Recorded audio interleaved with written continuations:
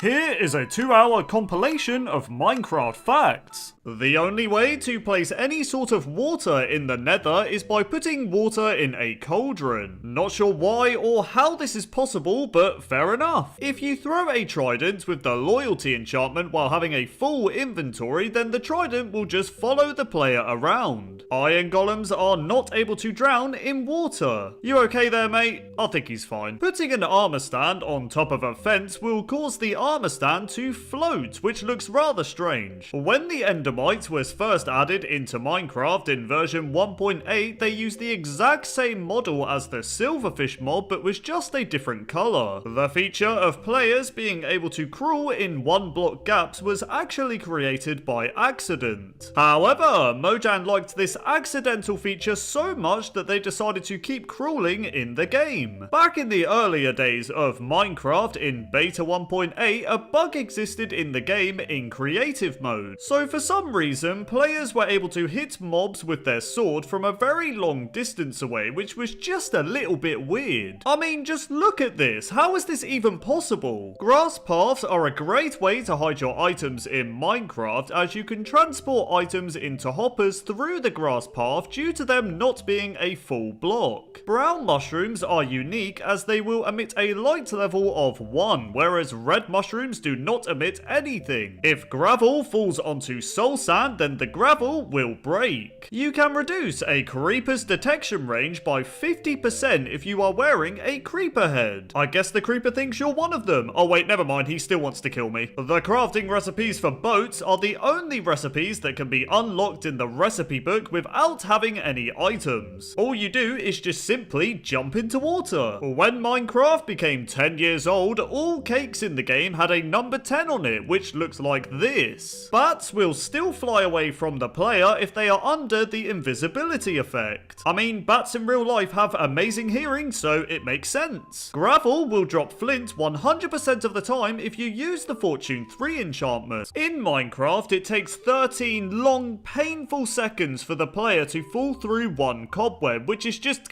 Could someone break this, please? Items in Minecraft are even more painful, as they take a long 24 seconds to fall through a single cobweb. Anytime now, I want my diamonds! When baby pandas sneeze in Minecraft, they have a 0.1% chance to drop a slime ball. In Minecraft, you are able to duplicate 2-block tall flowers by using bone meal. Just simply right-click on the tall flower with bone meal and bam, you can get an infinite amount of that flower. When end portals were first added into Minecraft, they originally looked like this, appearing blue with transparent patches. I'm not gonna lie, they look kinda cool. If the player generates a Minecraft world, then there is a 1 in 280 trillion chance of you generating that exact same world seed for a second time. So yeah, very rare, but still possible. There are exactly 233 bookshelves in a single library within a stronghold. This means the player can yield up to 699 books when they destroy every bookshelf within one library. In the 15W31A snapshot for the 1.9 combat update, the player could respawn the Ender Dragon by building a creeper face made out of clay. Now, this feature was of course a placeholder, but it's still really cool. If an iron golem is low on health, then you can heal them by right-clicking on them with an iron ingot. You feeling better now, mate? I love iron golems, man. The end gateway portal that generates after defeating the Ender Dragon are usually entered when you throw an Ender Pearl at it. However, an easier way to travel through the portal is to simply place a trapdoor on the bedrock and force yourself in the crawling position. Once you've done that, just crawl through and bam, you can find an end city. If you look closely at the corner rail texture, you'll notice that it closely resembles an iron pickaxe, which is quite cool actually. There are many different types of slabs in Minecraft, but the first slab ever created was the dirt slab, which looks like this. We never even got the dirt slab, so rest in peace. The bedrock texture in Minecraft is just the stone texture, but with a really high contrast. Back in the earlier days of Minecraft, cats were instead obtained as a pet by taming an ocelot in a jungle biome. But then in version 1.14, stray cats became their own separate mob and spawn in villages. In the snapshot phase for the 1.9 combat update, a glitch existed when it came to boats. So if the player placed a a boat on a slime block, waited a few seconds, then got into the boat, you would be launched up into the air. Also, the longer you waited to get into the boat, the higher you would be launched, which was so cool. This is the first ever screenshot for a Minecraft stronghold structure.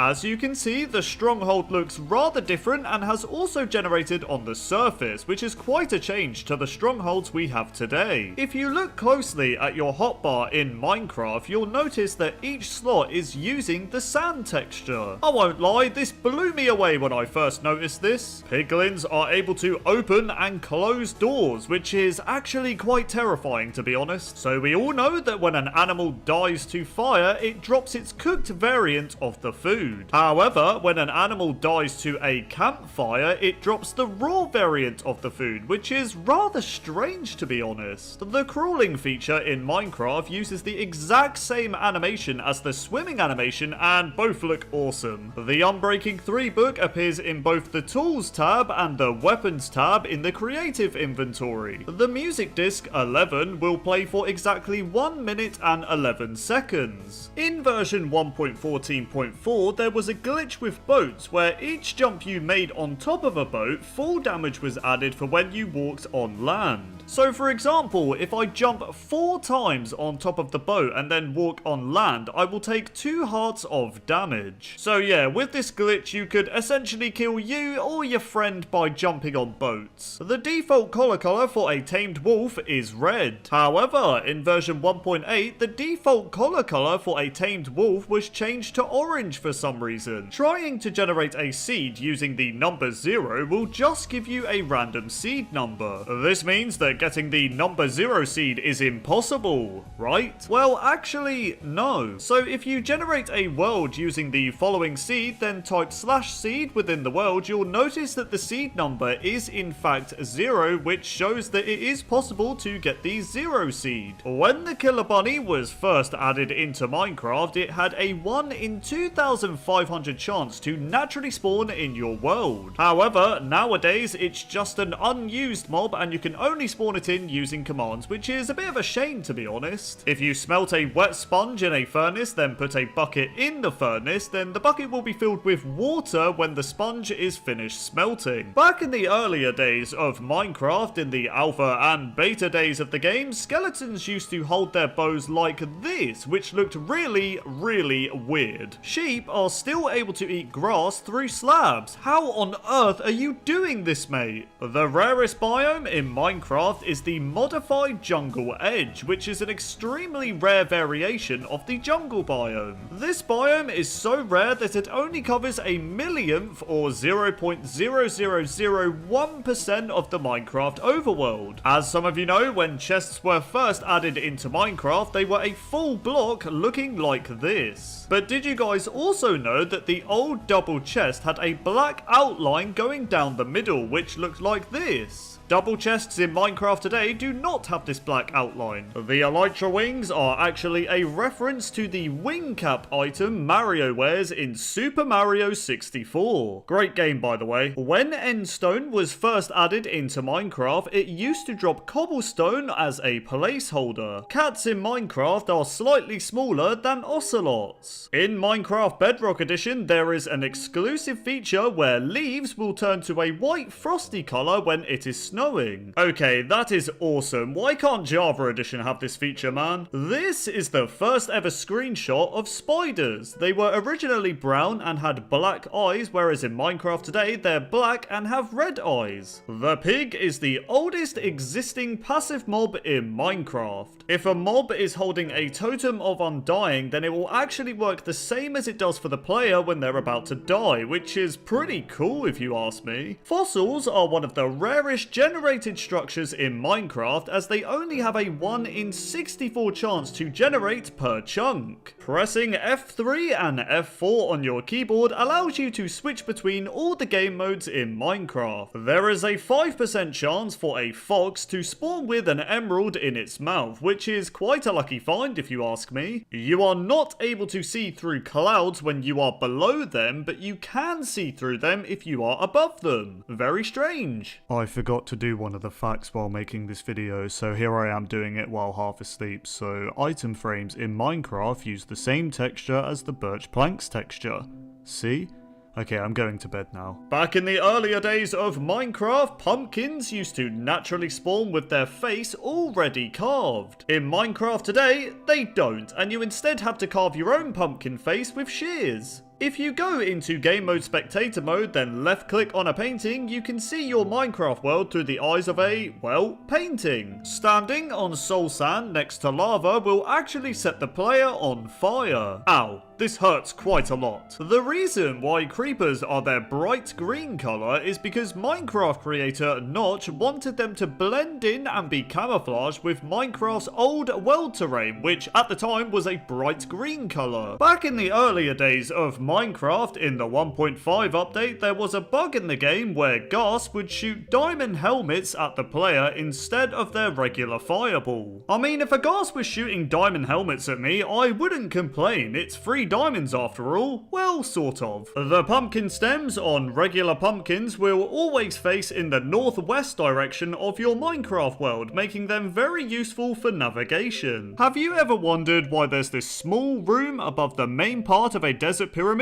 Well, I'll tell you. So the second floor of the desert temple actually allows you to perfectly build a fully powered beacon, which is so satisfying. Whether this was done on purpose, I'm not sure, but the second floor is perfect for a beacon. The Piglin Brute mob drops the highest amount of experience points out of any non-boss mob in Minecraft, dropping a total of 20 experience. I mean, I should hope so. These guys are so annoying to kill. The bobbing animation that the Strider makes while walking was initially created by accident. However, the developers thought it was, quote, quirky and fun, so it was added as a feature. In Minecraft, there is currently a glitch in the game when it comes to shields. So if you hold up a shield while entering a nether portal, then something very strange will happen. So once you are in the nether, your shield will always be in use, even when you're not right clicking on it to hold it up, which is very useful. This is because you can still sprint and use your weapons while the shield is protecting you. So yeah, a very good glitch. If a fox attempts to pounce and kill a chicken in a snow biome, then the fox can get stuck in snow. You okay there, fox? It looks like you could do with a bit of help. A safe and effective way to get ender pearls from endermen is to trap them in a boat.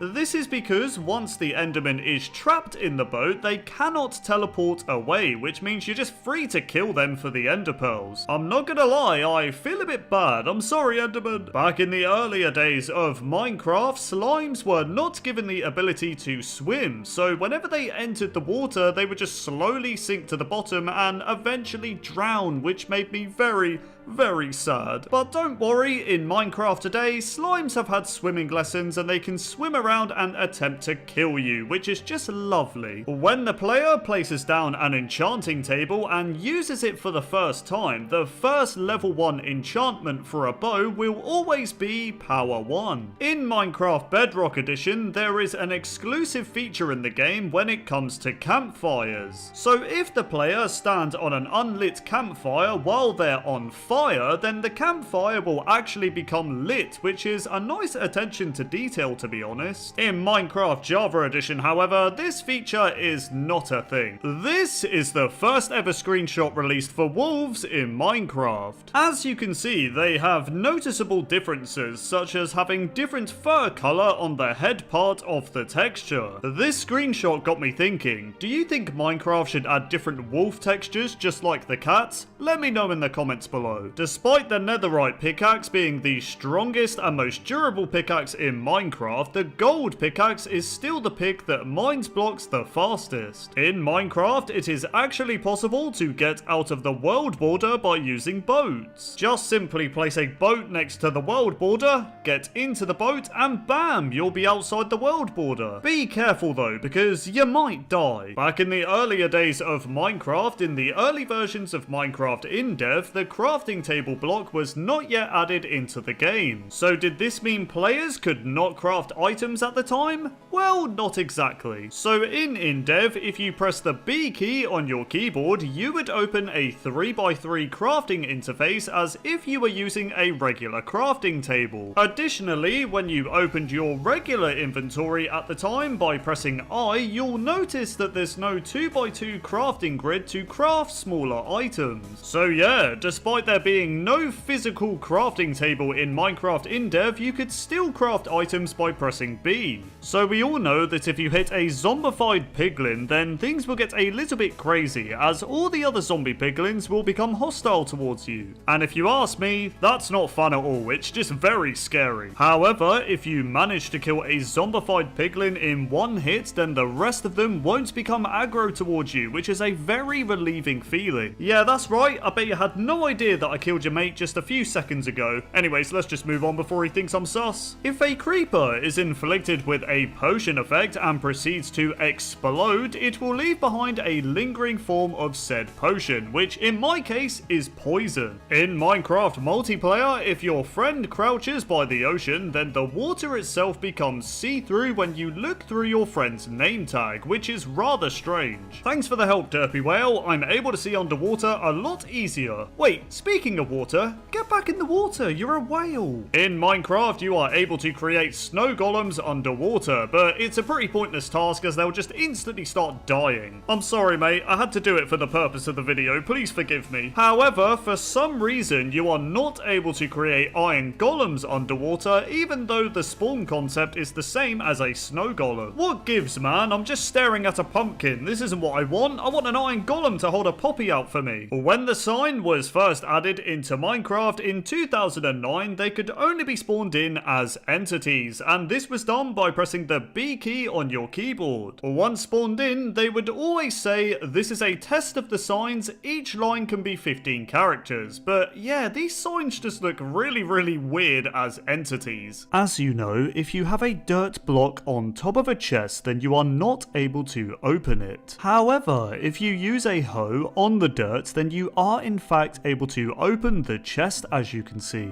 The reason why I'm talking so quietly right now is because I'm recording this fact at 4 in the morning. Anyways, moving on. Back in the earlier days of Minecraft, before version 1.8, the chiseled stone brick was considered to be one of the rarest blocks in the game. This was due to the chiseled stone brick not having a crafting recipe and could only be found naturally generated in a jungle temple structure, which are also quite rare as well. If you look closely at the Hoglin's texture, you'll notice that it has one nostril bigger than the other. Looking good, Hoglin? Wait, what are you doing? What are you doing? Don't kill me! In Minecraft Bedrock Edition, the enchanting table, when placed, will emit a light level of 12. In Java Edition, however, they don't emit any light level, which is a bit lame. When the creeper was first added into Minecraft in 2009, their texture had a much darker shade of green, which looked like this. Back in the earlier days of Minecraft, in Minecraft Alpha, there was a feature planned where ghasts would spawn from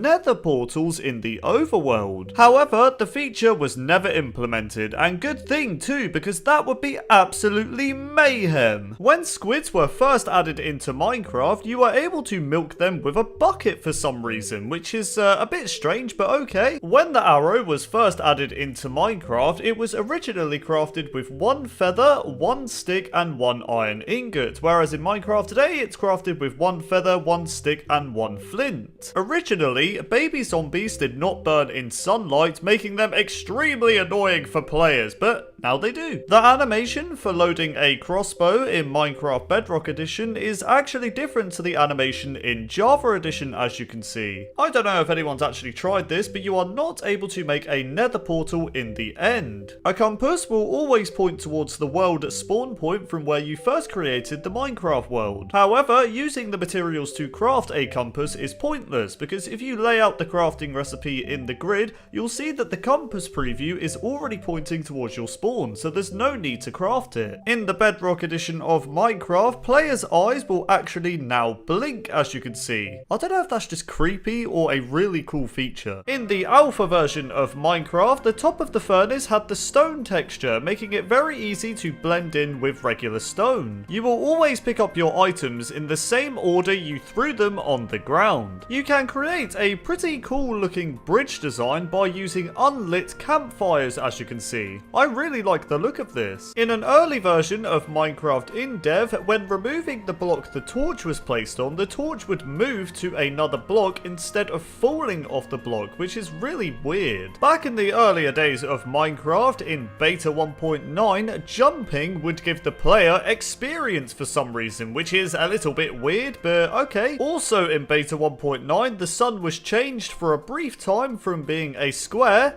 to a circle, looking like this. If a player tries to sleep in a bed that is occupied by a villager, then the villager is kicked out of the bed. How could you be so mean? Before shields were added into Minecraft, the player used to block mob damage by blocking with their sword, and it was also a great way to say hi to other players. The original default skin for Steve had a beard, or a smile. It could have been a smile too. The crafting table used to be called a workbench. Notch, the creator of Minecraft, planned to add exploding arrows into the game, but sadly, this feature never made it, which is kind of sad because they looked really cool. Placing carpets on top of fences is a great way for the player to get in and out of their farm without hostile mobs interfering, as they are not able to climb on the carpet. When the wolf was first added into Minecraft back in 2011, they were able to attack and kill the player in peaceful mode if they were provoked, whereas in Minecraft today, they can't. I guess Minecraft worlds back in the day weren't as peaceful as they thought. Back in the earlier days of Minecraft, in the early versions of Minecraft in dev, items used to stack up to 99 instead of stacking up to 64 like they do today. When TNT was first added into Minecraft, you could activate it by just simply punching it. Rose bushes do not apply damage to the player when you walk through them, despite them having thorns on them, as you can see. Do you think they should change this? Let me know in the comments. In older versions of Minecraft, in creative mode, attacking a hostile mob would actually cause them to be hostile towards you, which was a little bit annoying. I will never stop talking about this until they add this back to Minecraft, and that is that the rose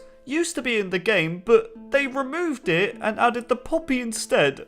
Why? Why can't we just have both? All sunflowers found in your Minecraft world will always face east, making them quite useful for navigation. Endermites will suffocate and die if they are on soul sand. Rest in peace, random endermites. On April Fool's Day, on April 1st, 2014, every player had their Minecraft skin replaced by a villager skin, as you can see, which looked really funny. Unlike tiny slimes, tiny magma cubes can actually deal damage to you, as you can see. If a cauldron is left outside while it's raining, then it will actually slowly fill up with water, as you can see. Destroying obsidian with only your fist takes 4 minutes and 10 seconds to do, and unfortunately I had to do this for the sake of the video, and I wish I didn't. If you fall from a high place and you're about to die, then exit the world right before you hit the ground and then load back into the world and you won't take any damage, as you can see. Back in the beta days of Minecraft, a message reading Minecraft beta unlicensed copy with a sad face could be seen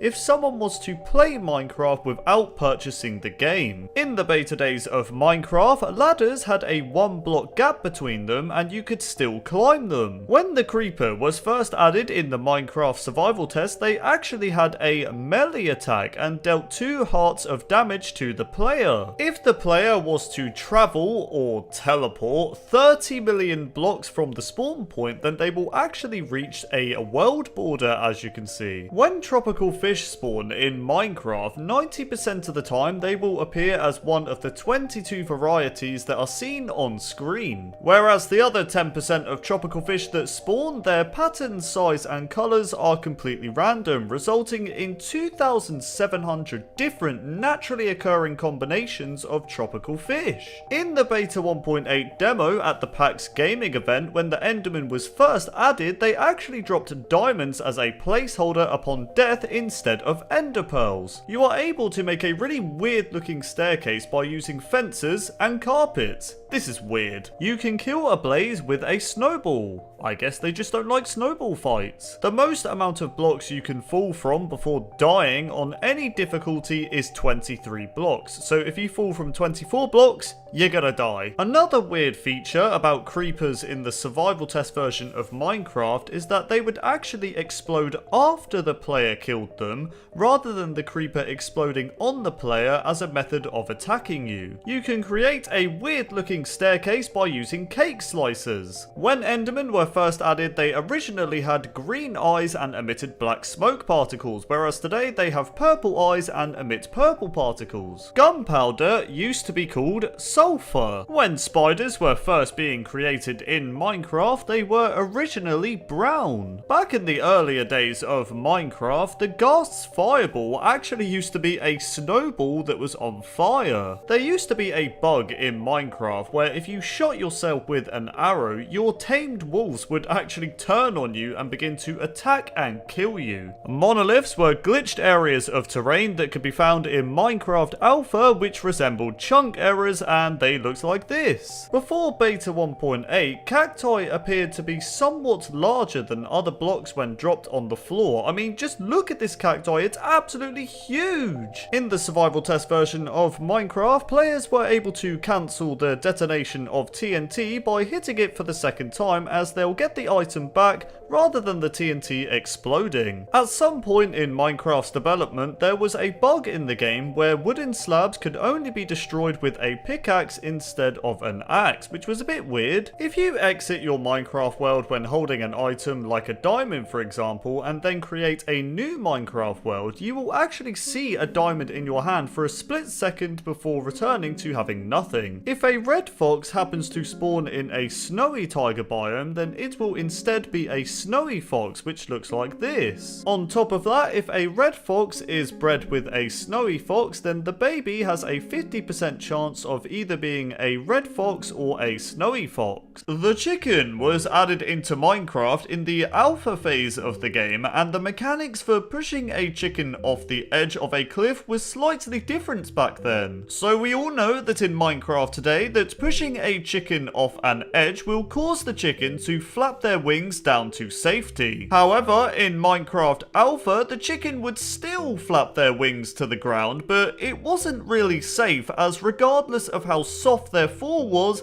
they would still take damage and die. Back in the earlier days of Minecraft, when the snow golem was first added into Minecraft in Beta 1.9, there was a bug in the game where the snow golem would throw snowballs at the player if the player was holding wheat in their hand. What do snow golems have against wheat? I just want to make some bread. What's going on? Back in the earlier days of Minecraft, in the early stages of Minecraft Alpha, there was a really unique feature in the game which was known as Winter Mode. Now, Winter Mode was one of the two randomly occurring world types, with the other being a normal world type. So upon creating a Winter Mode world type, the player would be greeted with 4 different types of snowflakes that would fall to the ground, creating a snow layer on any block exposed to the sky. In other words, your Minecraft world would be snowing 24/7. Now, there was a 25% chance for the player to get a Winter Mode world when creating a new world, and a 75% chance to get a normal type world. However, in a later version of Minecraft Alpha, biomes were added into the game, which meant the Winter Mode world type was removed, and you would instead have to find a biome with a snowy environment. Before the snow golem mob was added into Minecraft in version Beta 1.9, Notch, the creator of Minecraft, originally planned to call the snow golem a snowman. We know this as in the story of Mojang documentary, Notch mentioned that he wanted to add snowmen that threw snowballs. Take a listen. Another thing, a suggestion is to make a scarecrow, because it would be so fun, because you have like a pumpkin here, yeah, and then some cloth, and then some sticks. It would look very cute. And we should have snowmen as well that throw snowballs. However, after Notch revealed that he would add snowmen into Minecraft, a Reddit user stated he would instead call the mob snow golems, which later became the official name for the mob. If you look very closely, you will notice that the brewing stand, when placed, will emit a barely visible light level of 1. That's right guys, brewing stands provide you with light. Well, not really to be honest, because I still can't see a thing. Throwing a splash potion of any kind on top of your head is more efficient than throwing the potion at your feet, as the status effect from the potion will last slightly longer, as you can see. When the chest was first added in dev, you couldn't craft it. The only chests you'd find were the ones in the structure you'd spawn in when you created the world. Additionally, these chests would contain every block and item that was added into Minecraft at the time. The chest is one of the only blocks in vanilla Minecraft that can naturally generate in all 3 dimensions, which is the overworld, the nether, and the end. If you have a double chest and store it with maxed out shulker boxes, then you are able to store up to 90,000 items within said double chest. Now that is a lot of items. Back in the earlier days of Minecraft, in the alpha and beta days, players were able to place torches on chests. This was done by placing a torch on a glass block that's next to a chest. You could also place a torch on top of the chest by putting the torch on an air block that is between the dirt and the chest itself. In Minecraft Bedrock Edition, there is an exclusive feature in the game where chests will render as a full block within the inventory, but not when it is placed. On Java Edition, chests within the inventory look the same as when they are placed, which is how it should be. During Minecraft Alpha and the early stages of Beta, players were able to create a triple chest that looked like this. To create said triple chest, the player had to make a double chest and then connect the third chest on a snow layer, which would then make this weird looking triple chest. It's worth noting that the triple chest was fully functional, containing 81 item slots, while the double chest contained only 54 item slots. Sure, the chest UI was all messed up looking, but you know, it was still a triple chest. Back in the earlier days of Minecraft, the single chest, when placed, would always face in the west direction rather than facing the direction of the player. The only way players could fix this back in the day was by creating a double chest or placing the single chest against a wall. Oh my god, us Minecraft boomers had it rough back in the day, man. When you break a chest in Minecraft, it has this familiar cracking animation that we know and love. However, in Beta 1.8, a change was made to where chests would no longer show the breaking animation. Now, this removal of the animation remained in the game all the way up to version 1.7 until it was finally re-added again in version 1.8. Why they decided to remove this in the first place, I'll never know. Back in the earlier days of Minecraft, from version in dev all the way up to Beta 1.7, the chests used to be a full block, which made them blend in rather nicely in your base. However, in Beta 1.8, some major changes were made to the chest, with the first change being that the chest was made to look a lot smaller. Chests in Beta 1.8 also received its familiar open and closing animation, but it didn't have its own unique sounds yet. This meant the chest at the time used to use the old door sound when you opened and closed it. Take a listen.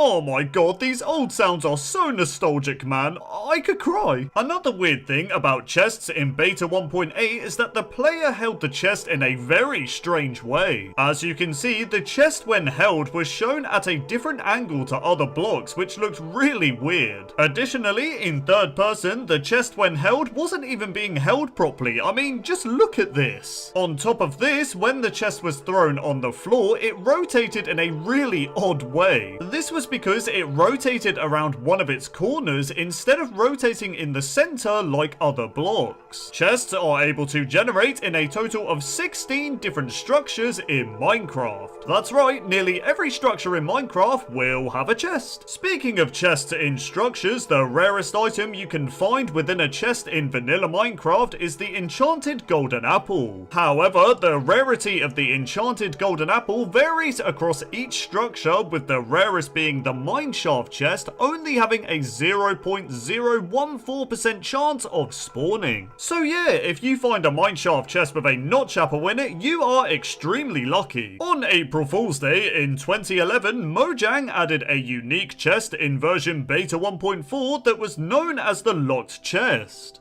This chest would naturally generate in a random location within each new chunk of your world, and the chest couldn't be broken by anything apart from explosions. If you try to open the locked chest, a message would appear stating that you needed a Steve Co supply crate key to open it and that you could purchase one at the Minecraft store. Clicking the Go to Store button would bring the player to an April Fool's shop page on the Minecraft website, which then allowed you to add all these fake items to a cart. I'm not gonna lie, a creeper saddle sounds kinda cool. So yeah, this naturally generated locked chest in beta 1.4 developed into this huge April Fool's prank, and players loved it. When chests were a full block in the alpha and beta days, the large chest had a line going down the middle of its texture. In Minecraft today, this line is nowhere to be seen, and I'm glad because it looked a bit weird. Back in the earlier days of Minecraft, from alpha to beta 1.4, players were not able to shift click their items into the chest. Oh, a pain I remember all too well. That's right, us veterans had to painfully drag our items into the chest like a bunch of peasants. It was so lame, man. But then in beta 1.5, shift clicking was added. Well, sort of. The feature kind of developed over the years. The locked chest I mentioned earlier in beta 1.4 was very interesting because when it was placed, it emitted a light level of 15, which was one level lighter than a torch. These chests likely emitted light so they could easily be spotted by players at night time for the April Fool's event. It still looks weird seeing a chest emit light though, I can't lie. In version 1.3, a mind-blowing change was made to the large chest inventory title. That's right, before 1.3 it was called the large chest, but in 1.3 it was renamed to the large chest? Yep, you heard me, the word chest received a capital C. How lovely. A more known fact, but every year on December 24th to December 26th, single and double chests will have their textures changed to Christmas chests, which will closely resemble wrapped Christmas presents. When baby villagers are standing on a bed, they will bounce up and down on it, which looks pretty fun, not gonna lie. Back in the earlier days of Minecraft, the legs underneath beds were actually 2D and looked like this. However, in version 1.12, a change was made to where beds now have 3D legs, and that's how they remain today. Additionally, back when beds had 2D legs in Minecraft, a visual bug occurred when looking at the bed from a certain angle. So looking directly underneath the bed would make the bed legs completely invisible, which was rather strange. Placing a bed by using the set block command in Minecraft will only place half of the bed, which is a bit weird. Well, not really, to be honest. This only happens because the bed is 2 blocks long. In older versions of Minecraft on multiplayer servers, you were able to teleport another player while they were sleeping, and they'd still be in the sleeping position when you teleported them, which looked pretty funny. In Minecraft today, you can still teleport another player while they're sleeping, but they'll instead be woken up instantly, which I'm sure they'll find very annoying for disturbing them. I'm sorry man, it was an accident, please! If the player places a bed on ice, then the bed itself becomes slippery as if you were walking on the ice itself. Turning a zombie villager into a normal villager by using a golden apple and a splash potion of weakness takes roughly 3 to 5 minutes. However, placing a bed next to the zombie villager while it's in the curing phase will actually speed up the process. In Minecraft, there is a strange glitch in the game when it comes to beds. So, if you place a minecart next to a bed like so and then sleep in the bed, you'll for some reason end up floating in the sleeping position next to the bed itself. I guess that minecart doesn't want you sleeping in the bed. Before coloured beds were added into Minecraft in version 1.12, there were quite a few ways to craft the OG red bed. That's right, there were 3,456 different ways to craft a bed by using all of the wool and wooden plank combinations, which is insane. The feature of beds exploding in the nether was added because Minecraft creator Notch only wanted beds to work as a respawn point in the overworld. Honestly, that just translates to Notch wanting to troll the whole Minecraft community, and boy did he do it. In the alpha phase of Minecraft Pocket Edition, there was an exclusive feature in the game for beds. So in Pocket Edition Alpha, if you had taken any damage, you could sleep in a bed at night time to restore your health. However, this feature was later removed from the game to make food a more useful survival needed resource. If a player is sleeping in a bed that is inside lava, then you actually don't take any damage from the lava itself. That is until you wake up inside the lava and start burning to death, but I'm sure you'll be able to escape, right? As some of you may know, it is possible to defeat the Ender Dragon by using beds due to the beds exploding when you right click on them in the end. However, did you guys also know that it takes approximately 4 bed explosions to defeat the Ender Dragon? If you're gonna try this, just try not to blow yourself up in the process, okay? Back in the earlier days of Minecraft, a feature existed in the game when it came to sleeping in a bed. So in the beta days of the game, when the player went to sleep in a bed, they had a chance to wake up and have either a skeleton or a zombie attack them, which was quite scary at the time. Well, at first it was scary, then it just became really annoying. Now, this feature lasted from beta 1.3 to beta 1.8 until it was finally removed in the beta 1.9 update. In older versions of Minecraft, when you slept in a bed, you could open your inventory at the same time, which resulted in showing your player model in the sleeping position on the inventory screen, which looked kinda funny. You right there, mate? You're looking a bit tired. Despite slimes being hostile mobs in Minecraft, they are one of the only hostile mobs in the game that does not prevent the player from sleeping in a bed. To be fair, slimes look so innocent and cute, there's no way you'd think they're a hostile mob until they kill you, of course. Beds were added into Minecraft in version beta 1.3 on February 22nd in 2011. Additionally, when beds were first added into Minecraft, the item used a sprite texture in the inventory, whereas in Minecraft today, they use a 3D texture. Falling onto a bed in Minecraft is a good way to potentially save your life, as the bed will take up to 50% of normal fall damage. Beds are just amazing in every way, both in real life and in Minecraft. Anyways, moving on. The Sky Dimension was a planned dimension in Minecraft, and it was intended to be the opposite of the Nether. Now, to get to the Sky Dimension, the player would have to sleep in a bed, and there would be a chance of the player teleporting to said dimension. However, with the introduction of the End Dimension we have today, the Sky Dimension idea was scrapped, which is really unfortunate, to be honest, because it sounded so cool. In older versions of Minecraft, when you went to sleep in a bed, you couldn't see your body in the bed, which was kinda creepy. But yeah, in Minecraft today, when you sleep, you can actually see your skin, which is how it should be. I much prefer it. If the player falls from a height high enough to take damage but uses a bed before they hit the ground, then they won't actually take any fall damage.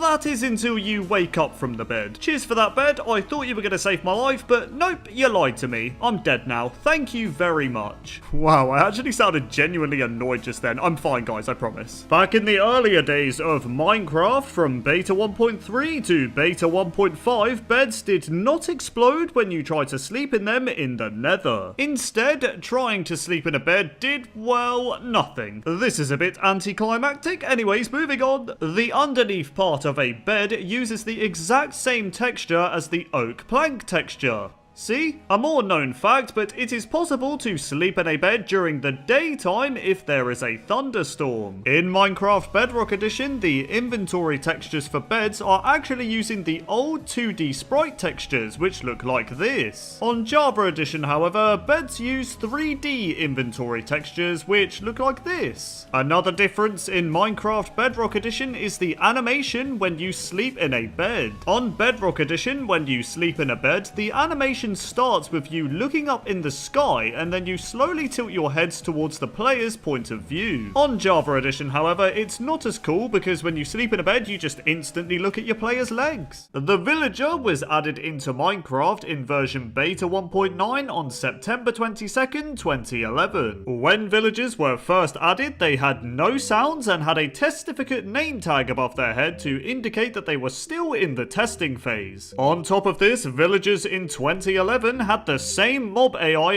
as pigs, meaning they always just walked around aimlessly, which looked pretty funny. At the time of me making this video, there are a total of 105 unique villager skins in Minecraft, which is more than I thought. You are actually able to give villagers armor, which is very useful if you want to protect them. This is done by placing the armor in a dispenser and then dispensing the armor onto a nearby villager. Now, the armor itself won't be visually visible, but it will work as intended. Zombies hate villagers so much that they are still able to track and hunt down a villager that's under the invisibility effect. I mean, you have to give the zombie credit, it's quite smart. At sunset, most villagers in Minecraft will lay down in the nearest bed and remain there until morning. However, the green nitwit villager will stay up later before sleeping and also wake up later in the morning. That sounds a lot like me. Anyways, moving on. If you look closely at the fisherman villager, you'll notice that it has a fish on it. Oh really, Anthony? We never would have guessed, mate. So the fish you see on the fisherman villager is actually the old texture for the raw fish item. Now, this villager fish texture was intentionally done by Mojang as a nice little callback to the original fish texture we had in Minecraft. So we all know that we use emeralds as a currency to trade with villagers in Minecraft, but this wasn't always the case. That's right, when villager trading was first being developed, Mojang originally planned to add ruby ore and rubies into Minecraft as a currency to trade with villagers.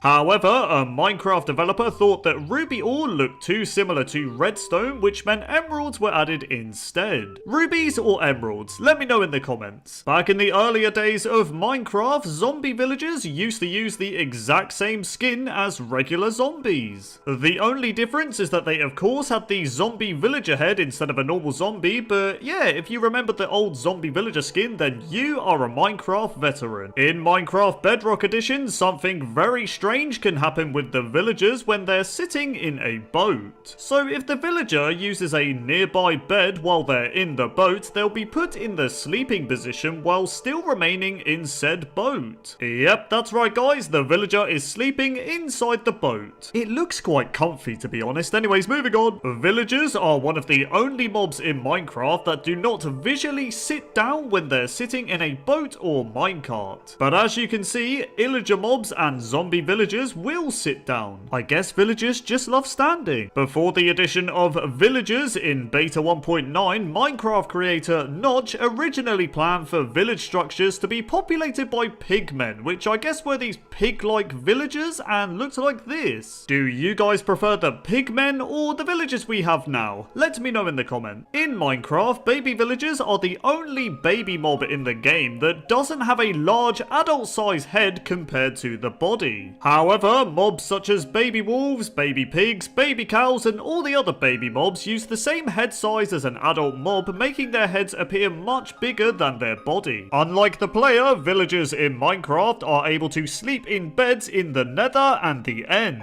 When the player tries to do this, it will result in death, which is lovely. I'm joking, it is not lovely, it is so annoying. Anyways, moving on. During a raid, villagers can get scared and begin emitting sweat particles when you right-click on them, which looks like this.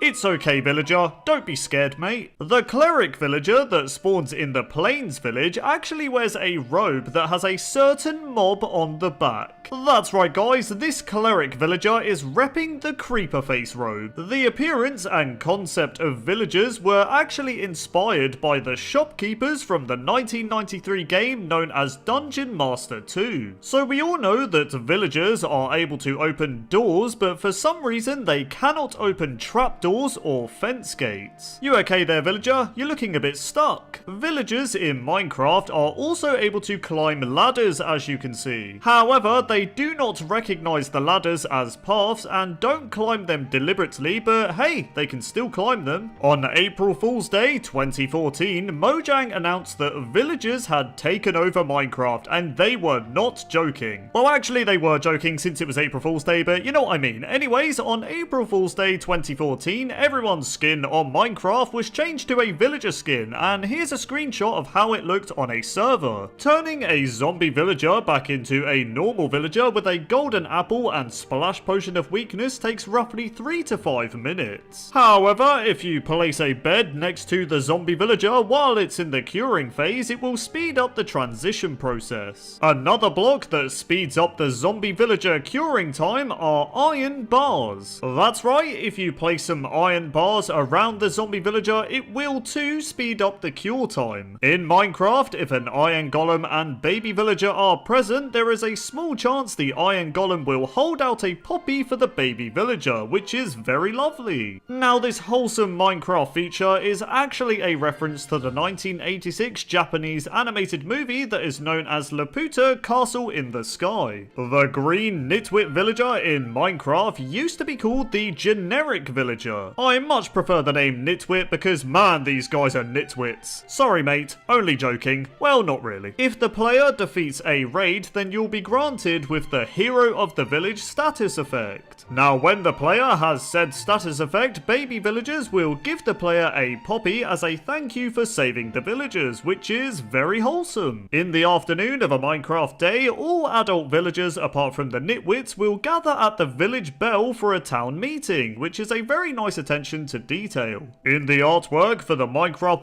1.6 update, a blue villager can be seen lurking in the background despite Minecraft never adding a villager with a blue robe. If a villager is struck by a lightning bolt, then it will turn into a witch. In Minecraft version 1.4, a texture appeared in the game files that appeared to be an angry looking villager head, and it looks like this. It seems like Minecraft possibly planned to add an angry villager expression to the game, but never did. This angry villager head remained unused in the game files all the way up to version 1.13 until it was officially removed in Minecraft 1.14.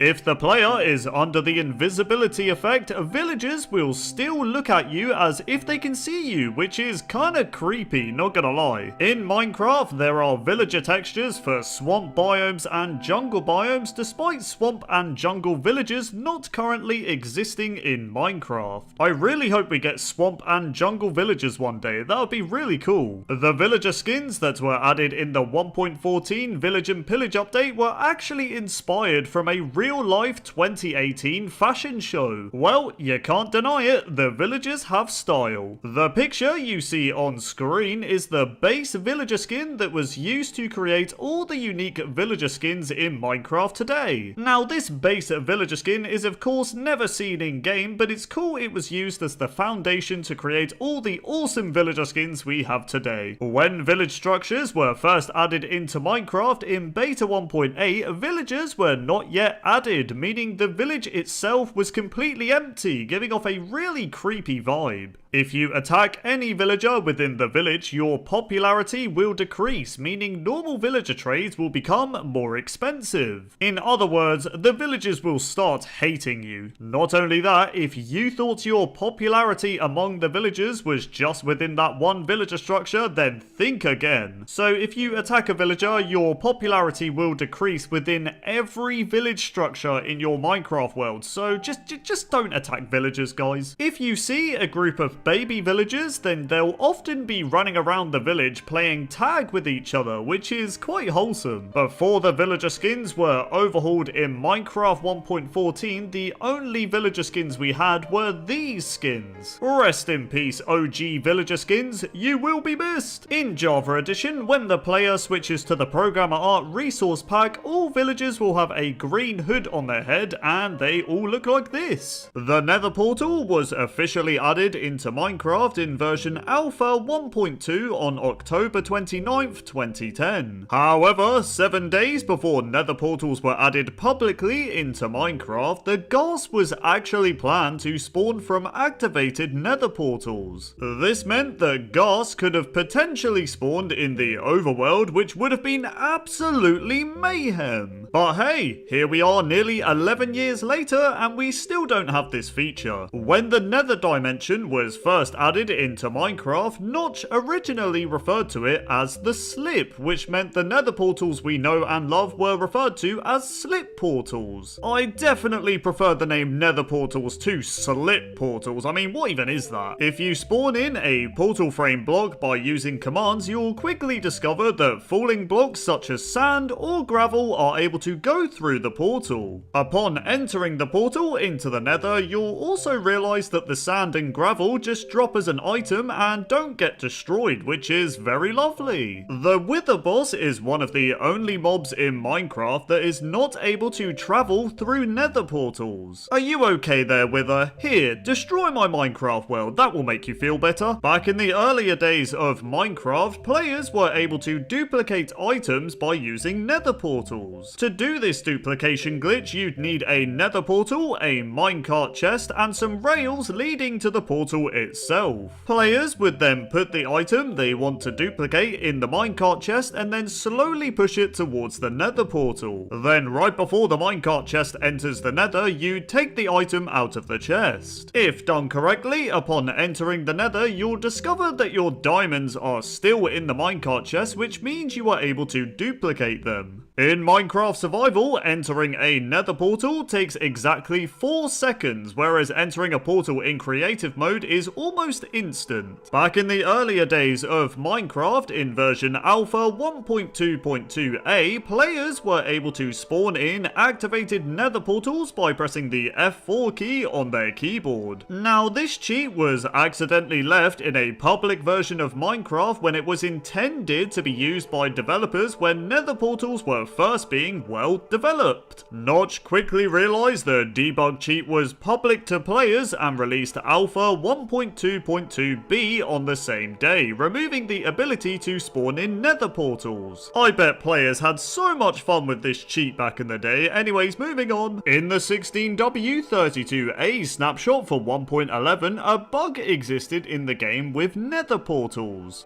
That's right, in said snapshot, if the player used a fishing rod and let the bobber go through a Nether portal, then it would crash the game for some reason. Yep, that's right. If you want to crash your game in this version, then just use a fishing rod on a Nether portal. Back in the earlier days of Minecraft, before version 1.7, a bug existed in the game with Nether portals. So, like I said, if you played Minecraft before 1.7, water would be completely invisible when trying to look at it through a Nether portal, which was very strange. On top of this, ice was also completely invisible to players when trying to view it through a Nether portal, yet lava, for example, was completely fine to look at. But yeah, in version 1.7, the bug was fixed. Hoglins are hostile mobs in Minecraft that can spawn in the Nether and they can kill you pretty easily if you're not careful. However, Hoglins will not attack you if you are standing near a Nether portal. This is because Hoglins are scared of Nether portals, and if they go near one, they'll just run away. It's okay, Hoglin, it's just a portal. If you're like me and you're sometimes too lazy to mine obsidian to make a Nether portal, then you are not alone. But not to worry, as in Minecraft, it is actually possible to create a Nether portal without mining obsidian. Just simply place water on top of lava until you form the shape of a Nether portal, and there you go. You can light the portal and go to the Nether knowing you didn't have to painfully mine a bunch of obsidian. So we all know that in Minecraft today, you are able to create Nether portals in lots of different sizes. However, in the olden days of Minecraft, this Nether portal right here was the only design that let you activate it, and if you remember this, then you are a Minecraft veteran. The biggest possible Nether portal you can make in vanilla Minecraft is a maximum build of 23 by 23 obsidian, which is honestly pretty huge. I mean, just look at this portal, man, it's very impressive. If you want to travel to the Nether in the end dimension, then you can't, as no matter how hard you try, you cannot activate a Nether portal in the end, so don't even bother trying. At the time of me making this video, the Nether portal is nearly 11 years old, which is honestly crazy to think about. When did you guys start playing Minecraft? Let me know in the comments below. Back in the earlier days of Minecraft, in the alpha and beta versions of the game, flowing water was able to destroy activated Nether portals, which was honestly quite annoying. However, in Minecraft today, flowing water will do nothing to said Nether portal, which is very lovely. You can, however, place a water bucket on the portal itself and destroy it. In Minecraft, it is actually possible for a zombified piglin to rarely spawn from an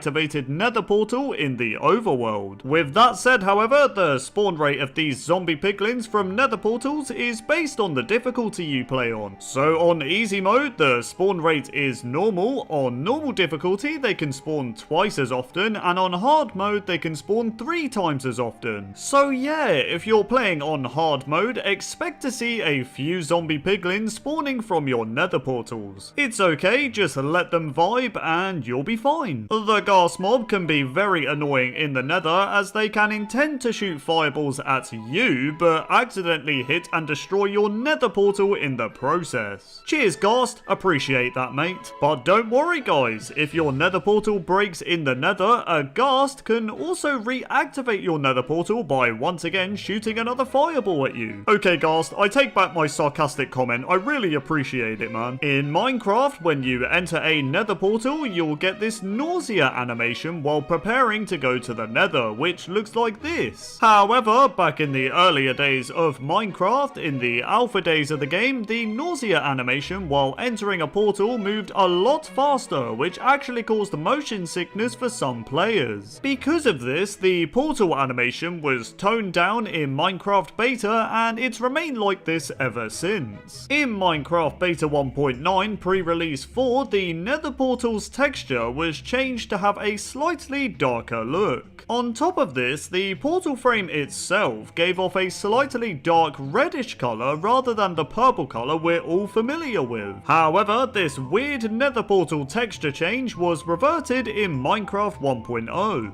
The nether portal frame has the exact same hardness as bedrock, which means they're impossible to destroy with your fist or any tool in Minecraft. In older versions of Minecraft, trying to name a villager with a name tag would instead cause the trading interface to open. To counter this, players would have to stand inside of an activated nether portal and quickly name said villager. Before Minecraft version 1.8, players were able to spawn in the nether portal frame as an item by using the /give command. This meant you could have the portal frame in your inventory and also place it on the ground for you to enter into the nether if you wish. However, the ability to spawn in the nether portal frame as an item was removed, but you could still spawn it in by using the set block command, which is something I guess. The zombie was added into Minecraft in the survival test version on September 1st, 2009, which was over 12 years ago. In Minecraft, all zombies that spawn in desert biomes have an 80% chance to spawn being replaced by the husk mob, which looks like this. This means it's actually rather rare for a zombie to be in a desert biome, as most of the time they'll just be husks. In the Minecraft 1.5 update in 2013, a change was briefly made to zombies, where said zombies would do increased damage to the player when the zombie's health was low. So in other words, when a zombie was about to die, they could kill the player a bit easier, which gave them a fighting chance, I guess. However, in version 1.6, this feature was removed, which I'm sure a lot of players were happy about. Back in the earlier days of Minecraft, in the survival test version of the game, zombies would occasionally wear armor. In this version, however, the zombies would only wear iron helmets and iron chest plates. On top of this, the armor that the zombies wore in the survival test were purely cosmetic and did not increase the zombies' protection at all. In other words, the zombies just wanted to look cool, and they did. Well, I thought they looked cool. Anyways, moving on.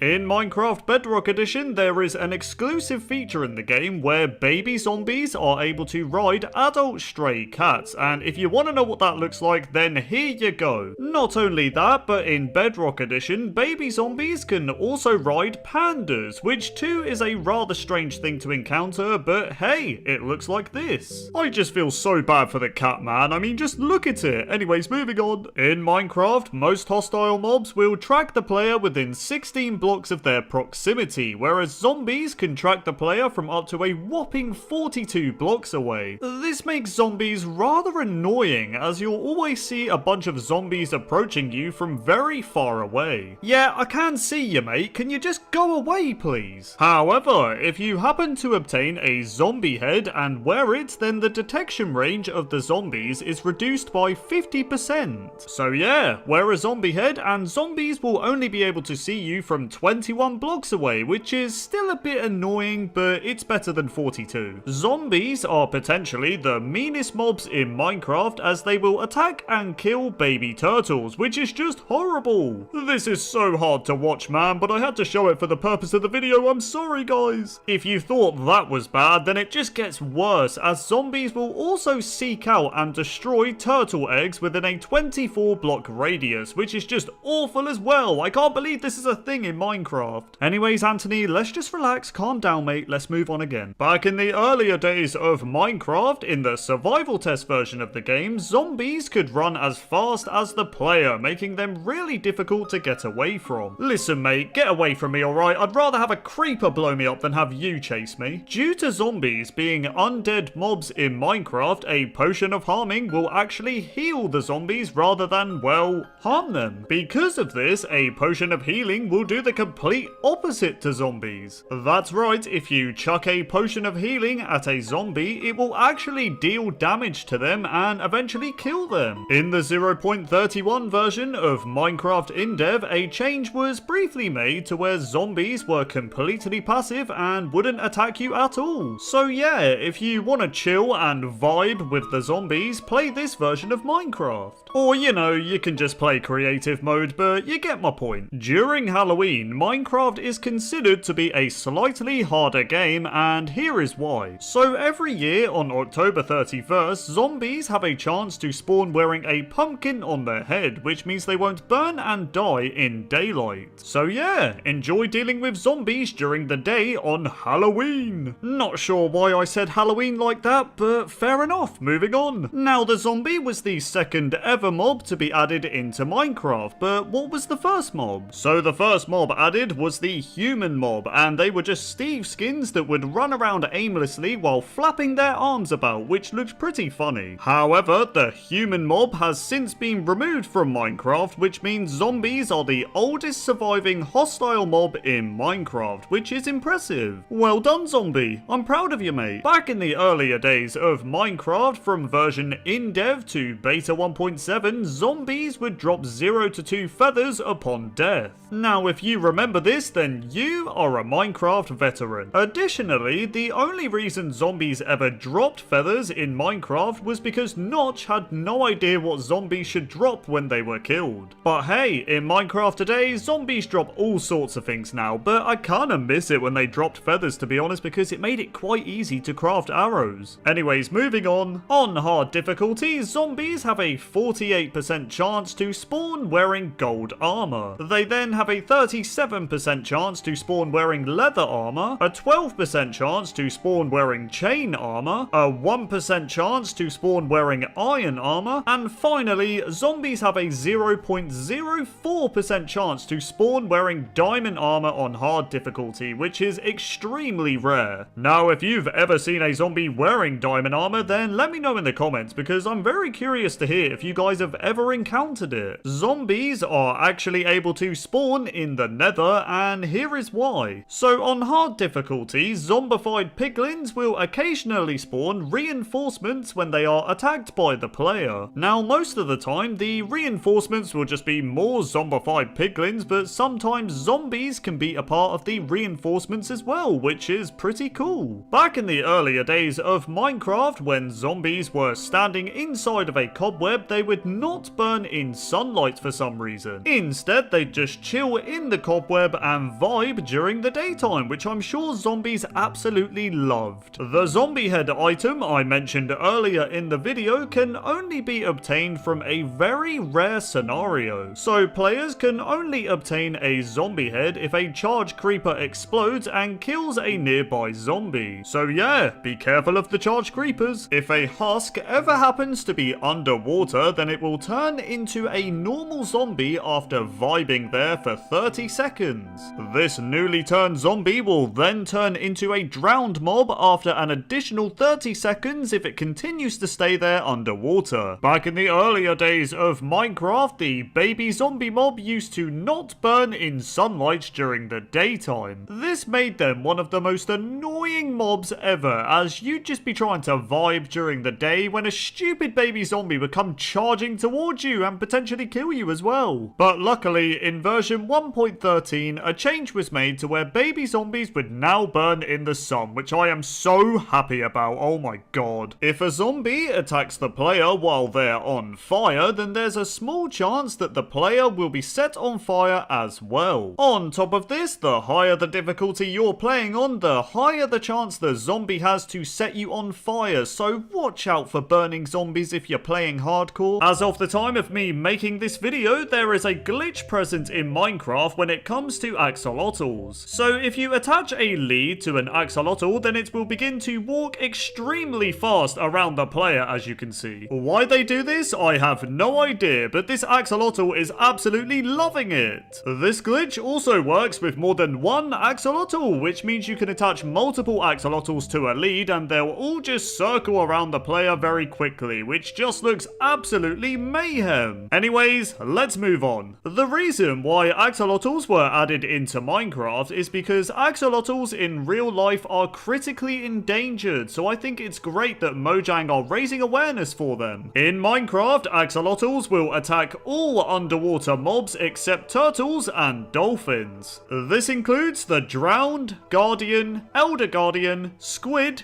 glow squid, and fish. If a mob or player attacks an axolotl, then they have a 1 in 3 chance of playing dead. This means they'll pretend to be dead for 10 seconds while recovering 2 hearts of health. The axolotl you see on screen is an unreleased green variant of the mob, and it looks kinda cool. Now, the green axolotl was seen in the Minecraft Live recap screenshot in 2020, but it was never officially added in Minecraft 1.17, which is a shame, to be honest. On top of this, in the trailer video for part 1 of the Caves and Cliffs update, the green axolotl can briefly be seen despite it not appearing in the update itself. Rest in peace, green axolotl. You will be missed. In Minecraft, axolotls can be bred by using buckets of tropical fish, but not by using the tropical fish items themselves. This is because in real life, axolotls will only eat living fish. And you know, the fish that are still in the buckets are still alive, so this feature makes sense. The reason why blue axolotls have a 1 in 1,200 chance to spawn is due to the fact that there are only roughly 1,200 axolotls left in the wild in real life. Honestly, reading that fact is rather sad, but again, I'm glad Mojang is bringing awareness to axolotls. Despite their small size, axolotls in Minecraft are able to climb up blocks, as you can see, which looks so cute, to be honest. I mean, they're getting there. They're trying. You've got this, axolotl. If a player kills a mob that an axolotl is in combat with, then the axolotl will give you the regeneration effect for a few seconds, which is very lovely of them. Right-clicking on an axolotl with a bucket allows you to collect it, giving you a bucket of axolotl, which looks like this. This allows you to put the bucket of axolotl in a dispenser and dispense an axolotl at the click of a button. Another thing you can do with a bucket of axolotl is put the bucket inside of an item frame and display your lovely axolotl. I'm not gonna lie, this feels a bit mean, to be honest. The axolotl should be chilling in the water and instead it's just trapped in an item frame, which is horrible. Anyways, moving on. The blue axolotl is the only variant that is not based on a real life axolotl.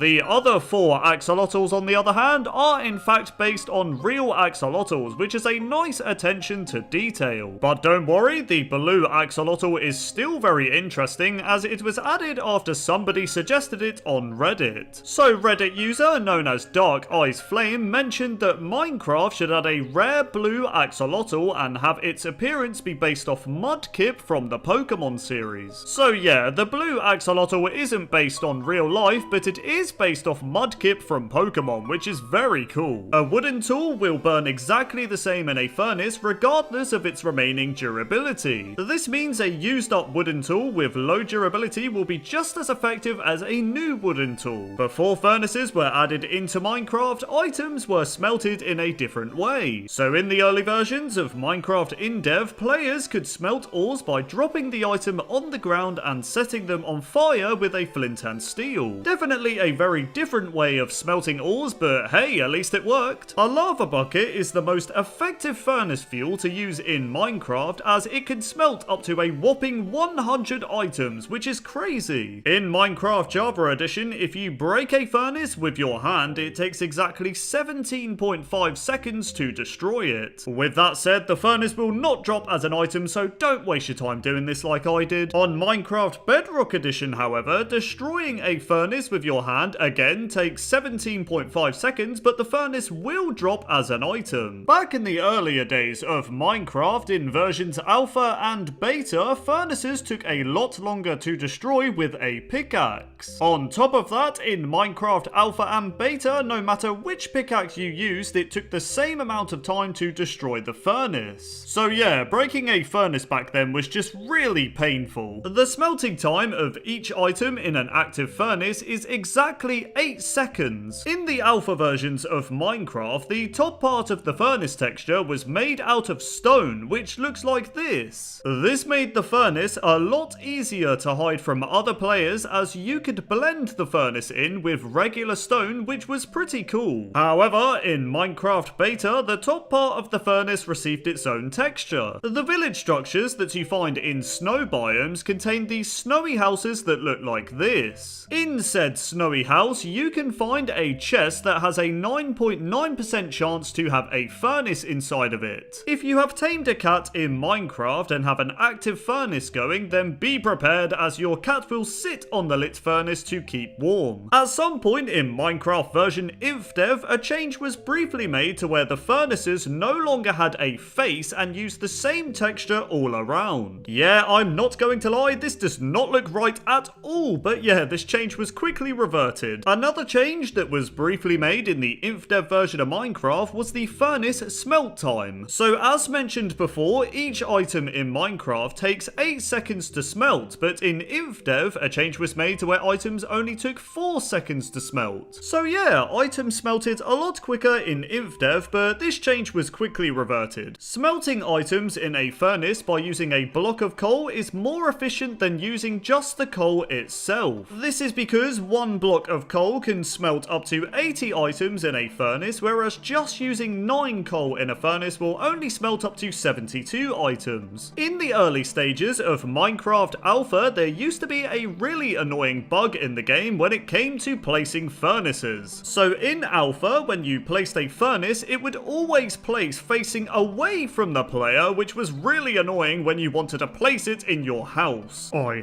hated this back in the day. Oh wait, am I recording?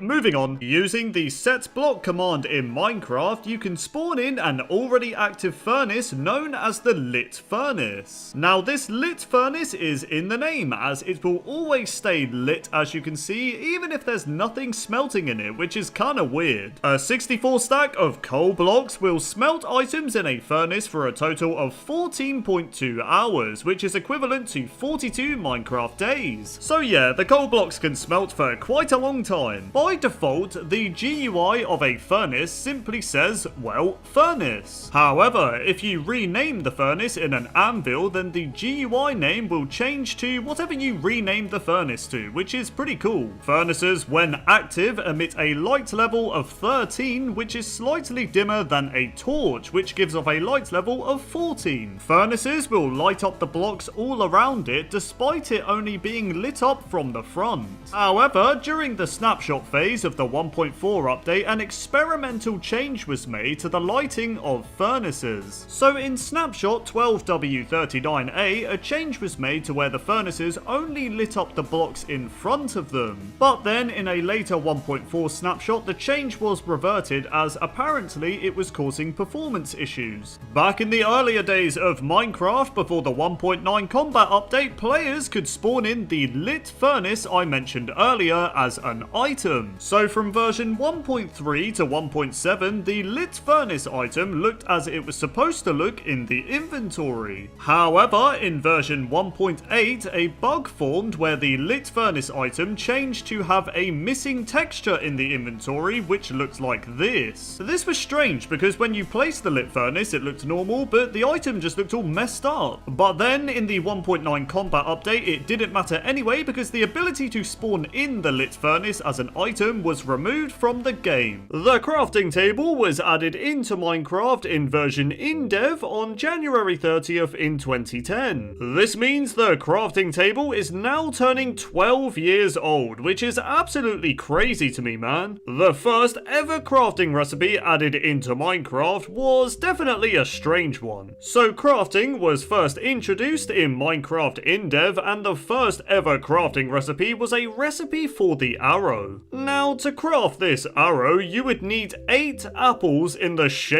of a chest plate like this. Yep, I'm not joking, guys, this was the crafting recipe that started it all. Isn't it just beautiful? Back in the earlier days of Minecraft, in the alpha and beta days of the game, the crafting table used to be extremely painful to break. This was because breaking it with an axe made no difference to the breaking speed, which meant it took ages, man. Okay, I'm probably being a little dramatic, but it did take quite a while. But then, in version beta 1.9, a change was made to where you could break crafting tables with an axe, which I'm sure every single player was happy about. The smithing table is a block in Minecraft that players can use to upgrade their diamond tools and armor into the more powerful netherite type. Now, the smithing table currently looks like this, but when it was first added in Minecraft 1.14, it used to look like this. Now, as you can see, the old texture for the smithing table definitely closely resembles the crafting table texture, which likely meant this was a placeholder texture before being changed. Before crafting tables were added into Minecraft, players couldn't, well, craft. Okay, I'm joking. Well, sort of. So, before crafting tables were a thing, the only way players could craft was by pressing the B key on their keyboard. That's right, pressing B meant players could use a 3x3 crafting grid to craft items anywhere they wanted to, which, now that I think about it, made Minecraft slightly easier because you didn't even need a crafting table, man. Back in the earlier days of Minecraft Pocket Edition, which is now known as Bedrock Edition, players were not able to craft stone-related blocks using the crafting table. Instead, players on Pocket Edition had to craft their beloved stone blocks by using an old variant of the stone cutter. Now, the old stone cutter looks like this, and I'm sure many Pocket Edition players are getting very nostalgic just seeing this block. Anyways, moving on, the crafting table can be used as fuel to smelt items in a furnace. Now, a single crafting table is capable of smelting a whopping total of 1.5 items, which is absolutely crazy, I know. Honestly, just stick to using coal. If you are ever in a situation where you look underneath the crafting table, you'll instantly notice that the bottom texture is using the same texture as the oak planks texture. I said texture quite a lot just then. Anyways, let's carry on. Wait, what was I saying again? Oh yeah, the bottom part of the texture is the same as the oak planks texture, but back in the earlier days of Minecraft, in the early versions of in-dev, the bottom texture for the crafting table was actually different. That's right, looking underneath the crafting table in-dev would bless the player with the oak log texture instead, which looks extremely weird being on a crafting table, but fair enough. Have you guys ever taken some time out of your day to just look and admire the crafting table? No? Just me? Well, if you are as weird as me, you'll notice that the crafting table texture features a hammer, a saw, and some pliers. Now, to me, this has always been kinda strange. Also, I always thought those pliers were a creeper face, and I feel lied to after all these years, man. Anyways, do you think any of these tools should be added into Minecraft? If so, let me know in the comments which one you think it should be, and why. Oh my god, do you guys remember back to a time where whenever you leave items in the crafting grid after crafting, they'd just be thrown on the floor when you exited the crafting interface? Now, it wasn't insanely annoying. Actually, you know what? It was, because there was a chance your diamonds could just go flying into the lava after closing the crafting grid, which would just ruin your year, to be honest. Okay, sure, 90% of that would be your fault and 10% the game, but it was still in the game, so I can kinda blame it. But yeah, in version 1.12, a change was made to where closing using the crafting interface would now return any items that you left inside the crafting grid to your inventory, which was a change I welcomed with open arms, let me tell you. If you remember when the crafting table was called the workbench, then you are a Minecraft veteran. That's right, from Minecraft Alpha to Beta 1.1, the crafting table was officially known as the workbench. However, since version Beta 1.2, we have called it the crafting table, and it's remained that way ever since, and I love it. Back in the earlier days of Minecraft Bedrock Edition, the smithing table used to be crafted by using one crafting table and one cobblestone. However, in Minecraft today, it no longer uses the crafting table, as the smithing table is now crafted with 4 planks and 2 iron ingots. Not only that, but in Minecraft Bedrock Edition, the fletching table was originally crafted with one crafting table as well, and 1 arrow. But yeah, in Minecraft today, the fletching table is crafted with 4 planks and 2 flint. The crafting table has gone through many small texture changes. So when the crafting table was first added into Minecraft, it looked like this, which looking back at it now is a very nostalgic texture. But then in an early 1.14 snapshot, it was changed to look like this. But that didn't last very long, as it was slightly changed again in a later snapshot for 1.14. But that didn't last very long either, as finally in 1.14.1 the crafting table was changed for a final time to look like this, and it's remained that way ever since. The crafting table is able to naturally generate within a few structures in Minecraft, and those are as follows. First of all, crafting tables will generate within a witch hut, which is pretty cool. Secondly, a crafting table can be generated within the basement of an igloo structure, which is very lovely. Next up, you can find some crafting tables in some small village houses, which is mind-blowing. I know, who would have thought villagers would have crafting tables? What are you looking at? I was complimenting you. Then finally, a crafting table is able to be generated within the tents that generate outside the pillager outpost. So if you're good at crafting that tent,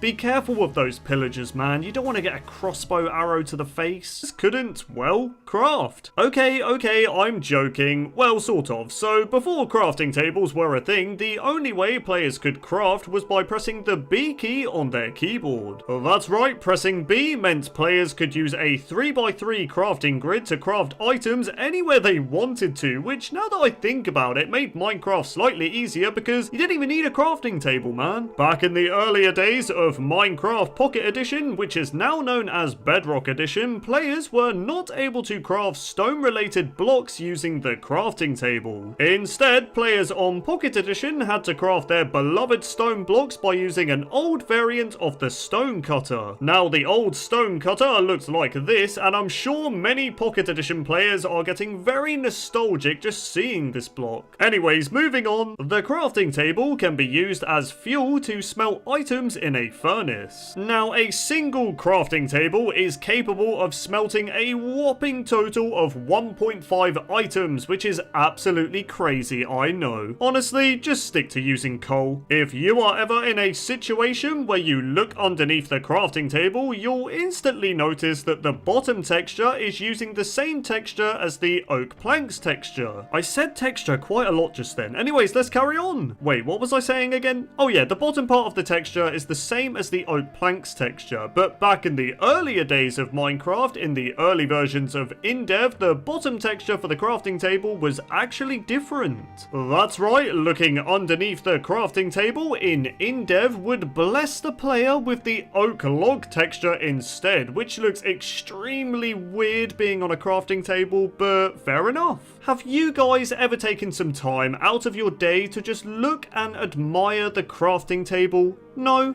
Just me? Well, if you are as weird as me, you'll notice that the crafting table texture features a hammer, a saw, and some pliers. Now, to me, this has always been kinda strange. Also, I always thought those pliers were a creeper face, and I feel lied to after all these years, man. Anyways, do you think any of these tools should be added into Minecraft? If so, let me know in the comments which one you think it should be, and why. Oh my god, do you guys remember back to a time where whenever you leave items items in the crafting grid after crafting, they'd just be thrown on the floor when you exited the crafting interface. Now, it wasn't insanely annoying. Actually, you know what? It was, because there was a chance your diamonds could just go flying into the lava after closing the crafting grid, which would just ruin your year, to be honest. Okay, sure, 90% of that would be your fault and 10% the game, but it was still in the game, so I can kind of blame it. But yeah, in version 1.12, a change was made to where closing the crafting interface would now return any items that you left inside the crafting grid to your inventory, which was a change I welcomed with open arms, let me tell you. If you remember when the crafting table was called the workbench, then you are a Minecraft veteran. That's right, from Minecraft Alpha to Beta 1.1, the crafting table was officially known as the workbench. However, since version Beta 1.2, we have called it the crafting table, and it's remained that way ever since, and I love it. Back in the earlier days of Minecraft Bedrock Edition, the smithing table used to be crafted by using one crafting table and one cobblestone. However, in Minecraft today, it no longer uses the crafting table, as the smithing table is now crafted with 4 planks and 2 iron ingots. Not only that, but in Minecraft Bedrock Edition, the fletching table was originally crafted with 1 crafting table as well, and 1 arrow. But yeah, in Minecraft today, the fletching table is crafted with 4 planks and 2 flint. The crafting table has gone through many small texture changes. So when the crafting table was first added into Minecraft, it looked like this, which looking back at it now is a very nostalgic texture. But then in an early 1.14 snapshot, it was changed to look like this. But that didn't last very long, as it was slightly changed again in a later snapshot for 1.14. But that didn't last very long either, as finally in 1.14.1, the crafting table was changed for a final time to look like this, and it's remained that way ever since. The crafting table is able to naturally generate within a few structures in Minecraft, and those are as follows. First of all, crafting tables will generate within a witch hut, which is pretty cool. Secondly, a crafting table can be generated within the basement of an igloo structure, which is very lovely. Next up, you can find some crafting tables in some small village houses, which is mind-blowing. I know, who would have thought villagers would have crafting tables? What are you looking at? I was complimenting you. Then finally, a crafting table is able to be generated within the tents that generate outside the pillager outpost. So if you're good at crafting that tent, be careful with those pillagers, man. You don't want to get a crossbow arrow to the face. Back in the earlier days of Minecraft, in the alpha days, there was a unique world type where it would be snowing all the time. In alpha, when creating a save, you had a 1 in 4 chance to get the world where it would always be snowing no matter how far you travel. Now, if you remember this unique world type, then you are a Minecraft veteran. In alpha and beta, the protection of your armor was entirely based on durability. This meant a badly damaged diamond armor would provide less protection than a fully durable piece of leather armor, which is just that. What is this? This was such a silly feature, and if you remember this, then you are a Minecraft veteran. Spiders used to be OP. This was because spiders before 1.8 could track and see players through walls. This was terrifying, as I'd be caving in the beta days and spiders would just jump scare me out of nowhere. This feature also caused spiders to always be on ceilings due to them climbing up the wall on the other side. This would then sometimes cause the spiders to drop on your head from above, which was even more terrifying. If you played Minecraft in the alpha and beta days, then you'll definitely remember when the spruce trees in taiga biomes would give you oak wooden planks. Since oak was the only plank type at the time, the spruce and birch trees just gave you oak planks as well, which was kind of weird looking back. But yeah, if you remember every tree type giving you oak planks, then you're definitely a veteran player. Is it just me, or does looking at this old 2D door sprite give me a huge amount of nostalgia? I don't know, man. Everything about doors in alpha and beta are a huge throwback, and the old door sprite is no exception. So we all know that water in Minecraft today changes color shade depending on the biome. But if you're a Minecraft veteran, the only water you'll remember is the vibrant blue water that looks like this. Is it weird that I'm getting so much nostalgia just looking looking at this water reminds me of a simpler time, man. Oh my god, do you guys remember when slimes in the old days were really hard to find? Since swamp biomes didn't exist at the time, the only way you could find slimes was deep within cave systems, and even this was a rare encounter. But the main way you'd know if you found slimes was by hearing those iconic, distinct old sounds for the slimes. Take a listen.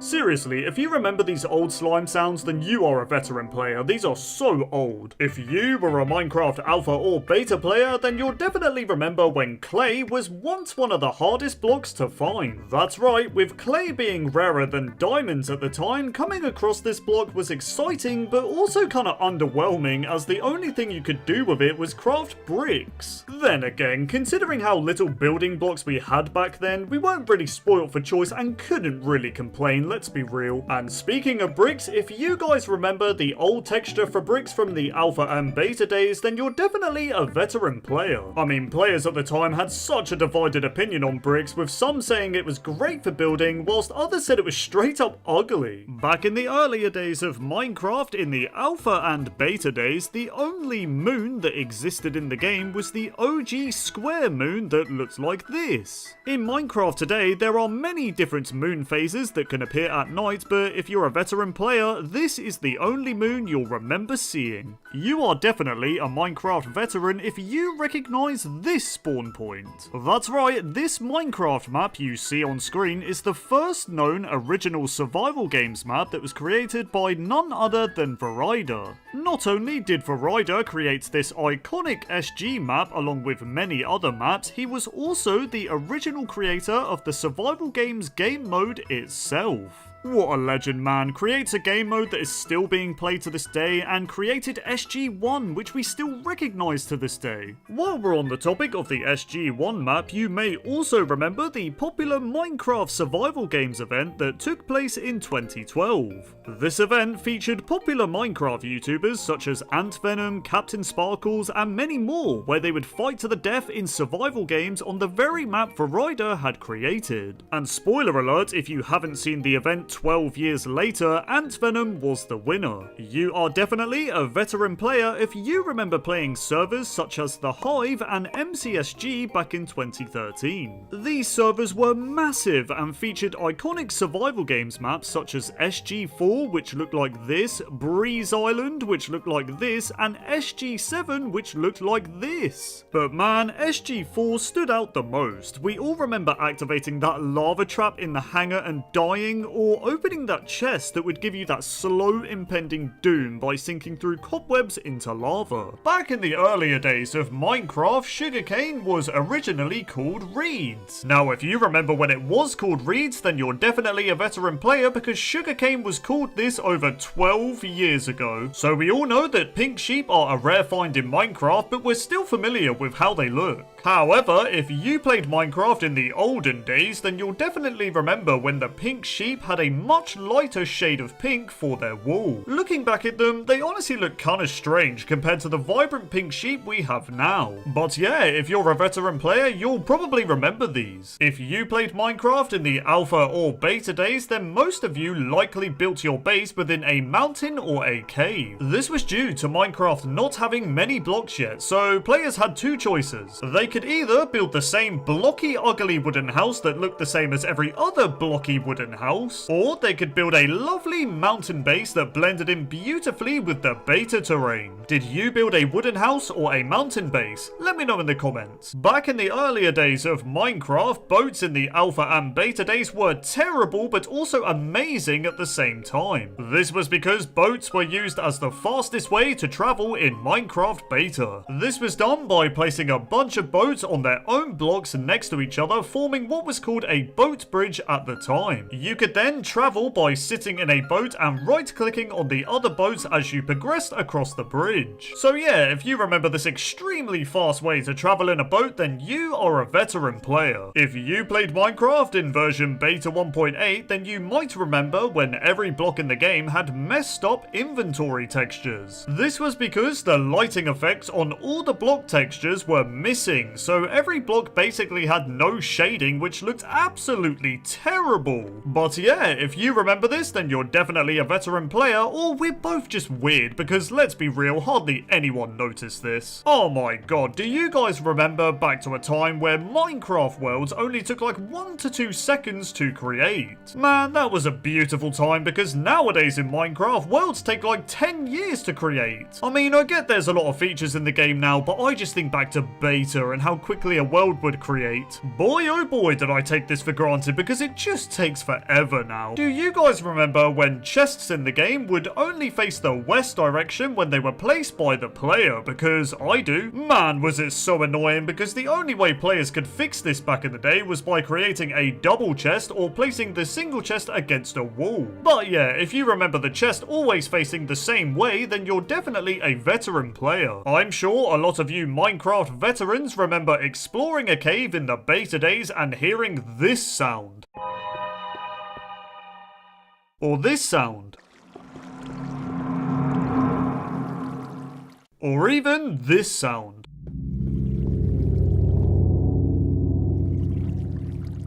Man, the cave sounds are definitely one of the creepiest things about Minecraft, but there was something even scarier about hearing these cave sounds in an empty, isolating alpha or beta version. If you're a Minecraft veteran, then you'll definitely know what I'm talking about, because alpha and beta was scary, man. Oh my god, do you guys remember the free version of Minecraft Classic that you could play on the Minecraft website? This was awesome, man. It was a great way for players who couldn't afford Minecraft to try out the basic building aspect of the game.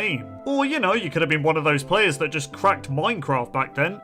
But yeah, if you remember being able to play Minecraft Classic on the website, then you're definitely a veteran player. Do you guys remember back to a time where passive mobs would constantly spawn in your Minecraft world even after you've generated the nearby chunks? In Minecraft today, once a passive mob spawns within a specific chunk, no more animals will be able to spawn within that chunk.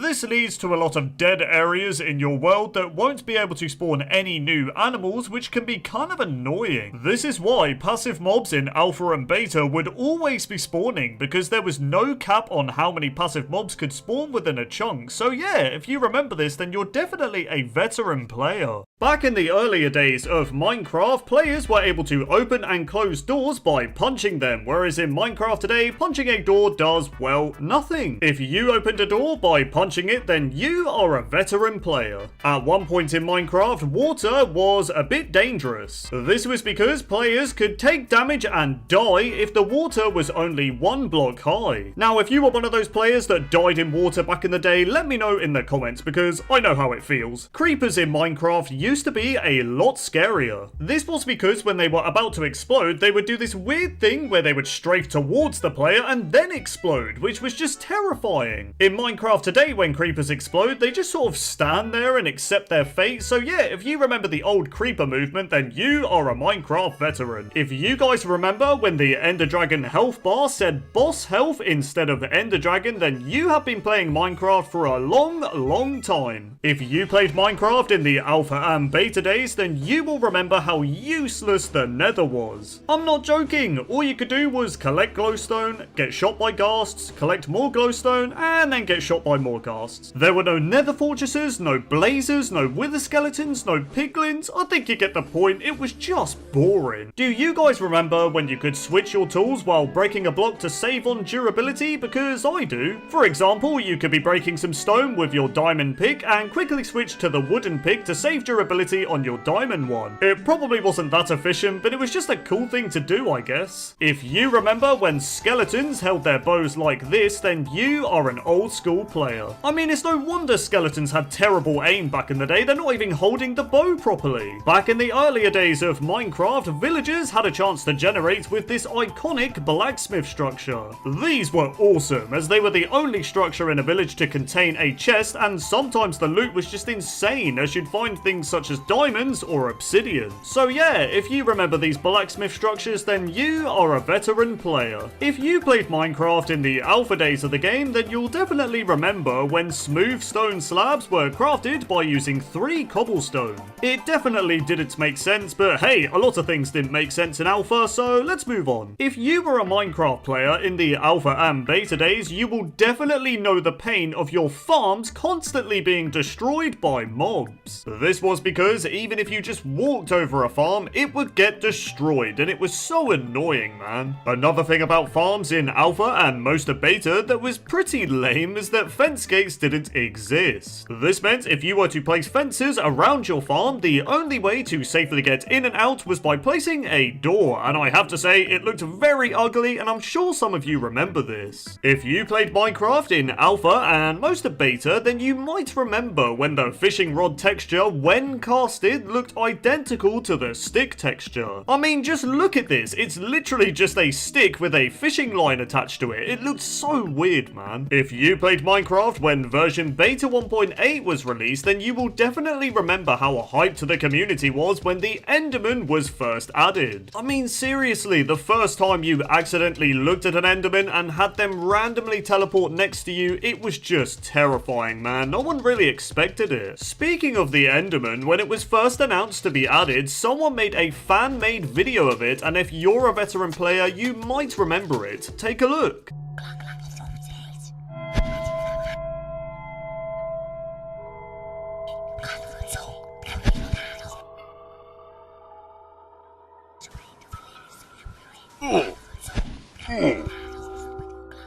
I remember this video scaring me so much when I first watched it, man. If you've been playing Minecraft long enough, you will know the pain of loading up an old world that you made in, let's say, 2013 and seeing your pet dogs just waiting there for your return. Minecraft dogs really are the most loyal pets you could ever have. I'm sorry I ever left, man. Anyways, moving on. The yellow flower. I know some of you remember this, and if you do remember it, you'll know this flower and the rose were the only 2 flowers to decorate your house back in the day. That's right, players had to work with what they had back then. We couldn't really decorate with much. If you remember when gunpowder was called sulfur, then congratulations, you are one of the veteran players of the Minecraft community. One thing that makes me really nostalgic about old versions of Minecraft is when the menu screen used to say mods and texture packs. I don't know, it's a weird thing to point out, but I think it's something only a veteran player can really appreciate. Texture packs were cool, man. Do you guys remember when the Minecraft music would continue to play when you saved and quit to the title screen? Because I do. Nowadays in Minecraft, if a song is playing and you pause the game or change your game mode, the music just stops playing, which I'm not really a fan of. I don't know, it was just nice to quit out of your world and still have a relaxing C418 song playing in the background.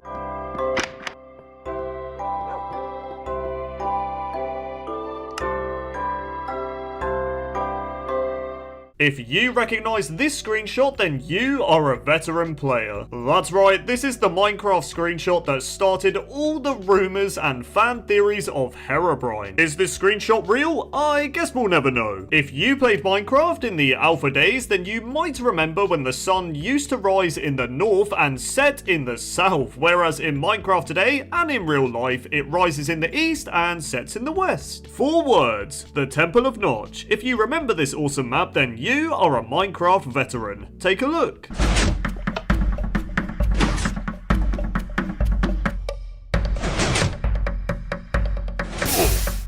If you played Minecraft when dogs were first added, then you might remember when they were able to attack and kill you in peaceful mode. That's right guys, peaceful mode wasn't so peaceful for us veteran players, but we deserved it if we attacked a wolf anyway, so who really cares? Back in the earlier days of Minecraft, when you died in your world, the death screen would say game over instead of you died. I guess the game saying you died is a lot more fitting for when a stupid creeper blows you up, because yes Minecraft, you're right, I did die. I died a little inside. Anyways, moving on. Speaking of the game over screen, do you guys remember when the score number would say and E0? Because I do. Literally no one knew what it meant back in the day, so it was just sort of there, but yeah, if you remember it, then you're definitely a veteran player. If you guys remember when you could milk squids with a bucket in the early beta days of Minecraft, then you are a veteran player, because this feature wasn't around for very long, but when it was in the game, it was kind of weird, but kind of cool, I guess. The old zombie villager texture. I know some of you remember this, and if you do remember it, then you, my friend, are a Minecraft veteran. Back in the earlier days of Minecraft, there used to be no hunger bar in the game, which meant players regenerated their hearts by just simply eating food.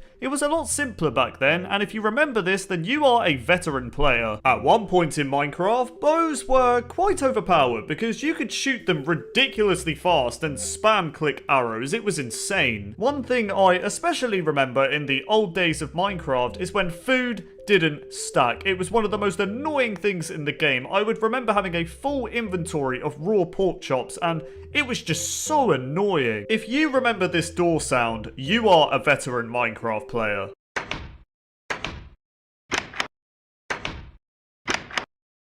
I miss this sound so much, man. Another feature I remember in the old days of Minecraft is that you could simply just punch a sheep and it would drop wool. Nope, you didn't have to use shears or anything like that. You could just punch it and it would drop wool. It was ridiculous. Do you guys remember before version beta 1.8 when you could toggle your render distance and fog by pressing the F key on your keyboard? I was quite annoyed when they got rid of it, to be honest, because I found it quite useful as my PC back then was terrible. Oh my god, do you guys remember in Minecraft when fences didn't connect to solid blocks? Because I do, and it was very frustrating. Another thing that was really annoying about fences is that they used to be a full block, making walking around them just really tedious and annoying. I don't think you even need to be an old school Minecraft player to remember this, and that is the old hurt sound. I'm sure all of you watching this video remember this. Take a listen. It still makes me so sad to this day that they even removed this. I loved it so much. If you remember this cobblestone texture, then you are an old school Minecraft player because it was either loved or hated by the community. I remember back to a time when mossy cobblestone was one of the rarest blocks in the game, as it didn't have a crafting recipe and could only be obtained from dungeons, which were really hard to come by. Do you guys remember when sprinting was not in Minecraft? That's right, before the beta 1.8 update, sprinting was not in the game, which meant getting from point A to point B in your Minecraft world took a lot longer and it was a lot more painful. Oh my god, do you guys remember that feature in Minecraft where when you slept in a bed, there was a chance for either a zombie or a skeleton to wake you up as you tried to sleep and they would begin to attack you? I don't know if it was an annoying feature or a cool feature. I really can't decide. Do you guys remember when you could press the F3 key on your keyboard and it would show the entity numbers of mobs, meaning you could essentially cheat to find cave systems? If you remember the old creative mode inventory when it was just a list of all of the items in the game instead of having tabs for specific items, then you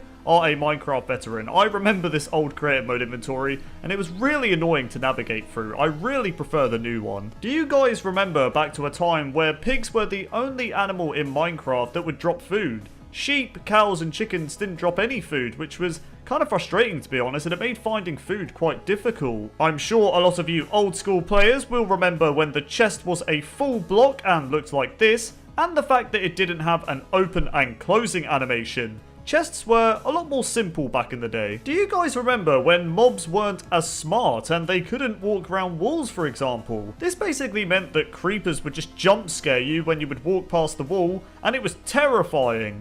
Creepers would also do this thing where they would just stare at you from outside through your glass window in your house, and it scared me so much, man. They look so creepy. Speaking of creepers once again, if you remember the old explosion sound, then you are a Minecraft veteran. Take a listen. One old feature that I'm sure a lot of old school players will remember is that you couldn't place double chests next to each other, which was just so annoying. You would lay out your house in this really good way, you'd want to place two double chests, and it just wouldn't let you. It was just so frustrating, man. You know how with every Minecraft update that comes out now, there is a new background on the title screen to match the update theme? Well, in the old versions of Minecraft, this wasn't a thing. You just had a dirt background on the title screen, and it makes me nostalgic every time I see it. Another thing I remember about the title screen of Minecraft is when the Minecraft logo was different. Do you remember when the logo was just made out of what looks to be the cobblestone texture? Because I do, and I thought it looked kind of cool, to be honest. You are definitely a Minecraft veteran if you remember the feature of climbing up ladders with a 1-block gap between each ladder. It kind of meant that you could save quite a few ladders with this trick, but they eventually removed this feature. If you remember this feature in Minecraft, then you are an old school player, and that feature is when the lighting would change in stages when it was getting dark, and oh my god, it looked so scary just gradually watching the light change. Do you guys remember the old crafting recipe for fences? Because I still do it to this day. So in Minecraft today, fences are crafted with 2 sticks and 4 planks, but in older versions of Minecraft, they were crafted with 6 sticks. But I still do this crafting recipe to this day. I just can't get it out of my head. I always get the recipe wrong when trying to craft fences. You know how in Minecraft, where if you press F5 twice on your keyboard, you can see the front-facing part of your skin. It's a really cool feature. Well, in the old versions of Minecraft, you couldn't do this. You could only press F5 once and see the back of your skin, which was really depressing, to be honest, because I wanted to see what my skin looked like in full form, but I couldn't. Do you guys remember when you could only have 5 Minecraft worlds? It really meant that you had to make each world count, because there were only 5 world slots. Before creative mode and commands were even a thing in Minecraft, players back in the day had to rely on mods such as single player commands and too many items, which allowed you to spawn in items and fly around and things like that. Things you could do in Minecraft today, but you couldn't back then without the use of mods. Do you guys remember back to a simpler time when beds were not in Minecraft? Because I do. Back in the alpha versions of the game, beds did not exist, which meant you had to sort of wait out the night cycle, making surviving in your world just a lot more challenging. If you played Minecraft in the alpha days of the game, then you'll probably remember that the inventory key used to be I instead of E. I hear that some people still use I as their inventory key today because they're so used to it. Me personally, I use E. The old gravel texture.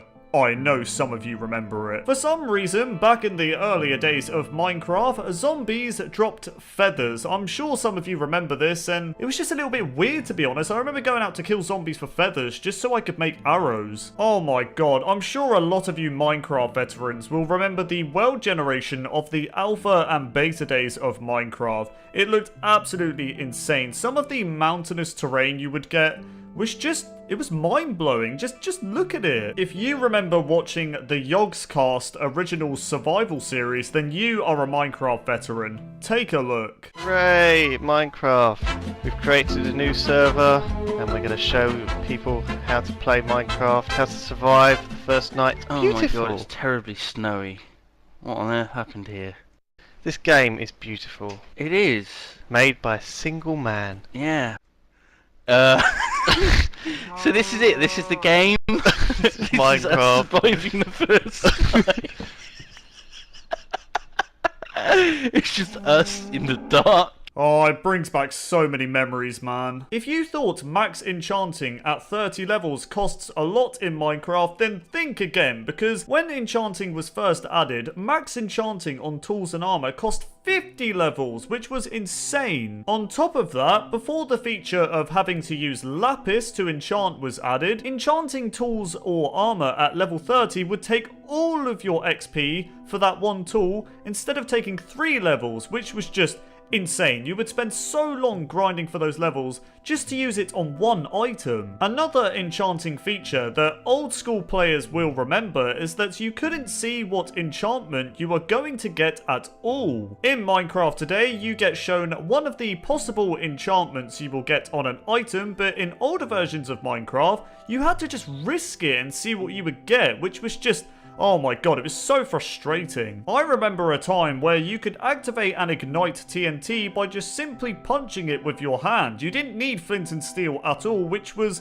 pretty awesome, not gonna lie. If you remember the infamous Minecraft seed Glacier, then you are a Minecraft veteran. It was basically a seed in the beta days of Minecraft that just gave you this awe-inspiring world generation. It looked absolutely fantastic. Just look at it. You should honestly go back to beta 1.7.3 and try out this seed, because seriously, you will be blown away at how amazing it looks. In Minecraft today, we have these things called advancements, where you basically complete little tasks in Minecraft. But do you guys remember when achievements were in the game? They were very similar to enchantments, but they were just a little bit different, and I will always remember these. Before beta 1.8, when the hunger bar was added into Minecraft, there was no eating animation in the game, so when you would consume a cooked pork chop, you'd simply just right click on it and boom, it would be gone. There would be no nom nom nomming on the item. It would just disappear when you'd right click on it. If you played Minecraft Alpha before biomes were added into the game, then you will remember when Minecraft worlds looked like this. There was just one type of grass, and it was this really bright green looking grass, and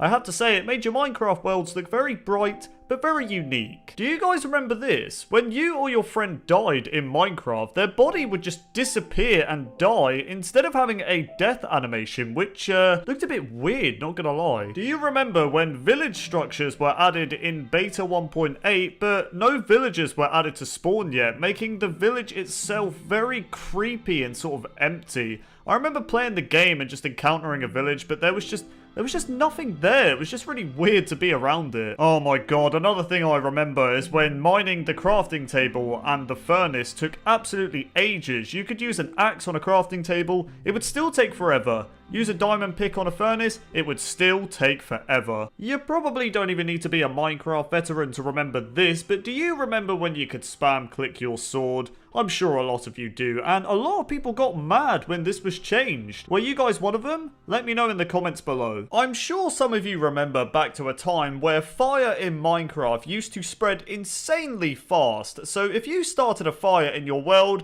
it was going to be very devastating. You are indeed a Minecraft veteran if you remember when you could block with your sword instead of blocking with your shield. Back in the earlier days of Minecraft, items such as stairs, fences, pressure plates, cacti, and other blocks looked absolutely huge when thrown on the ground. I mean, just look at them. I'm sure some of you remember this bug. It looked so funny, and if you do remember it, then you are a Minecraft veteran. Do you guys remember when caves in Minecraft were only made out of stone? You wouldn't find blocks such as granite, diorite, or andesite blending in with the stone. You'd only find stone, which made the caves look a lot more simple back then. In the alpha and beta days of Minecraft, the zombie pigmen used to drop a cooked pork chop upon death, making them one of the strongest food sources in Minecraft. And if you remember this, then you are a Minecraft veteran. The old lava texture. I know some of you remember this, and if you do remember this texture, then you are a Minecraft veteran. If you were one of those Minecraft players a few years back that made your house out of diamond blocks in creative mode, then you are a Minecraft veteran. I just remember a lot of people doing that back in the day. Were you one of them? Let me know in the comments. You are definitely a Minecraft veteran if you remember this, and that is when you would come across these massive holes in your Minecraft world, which are otherwise known as chunk errors,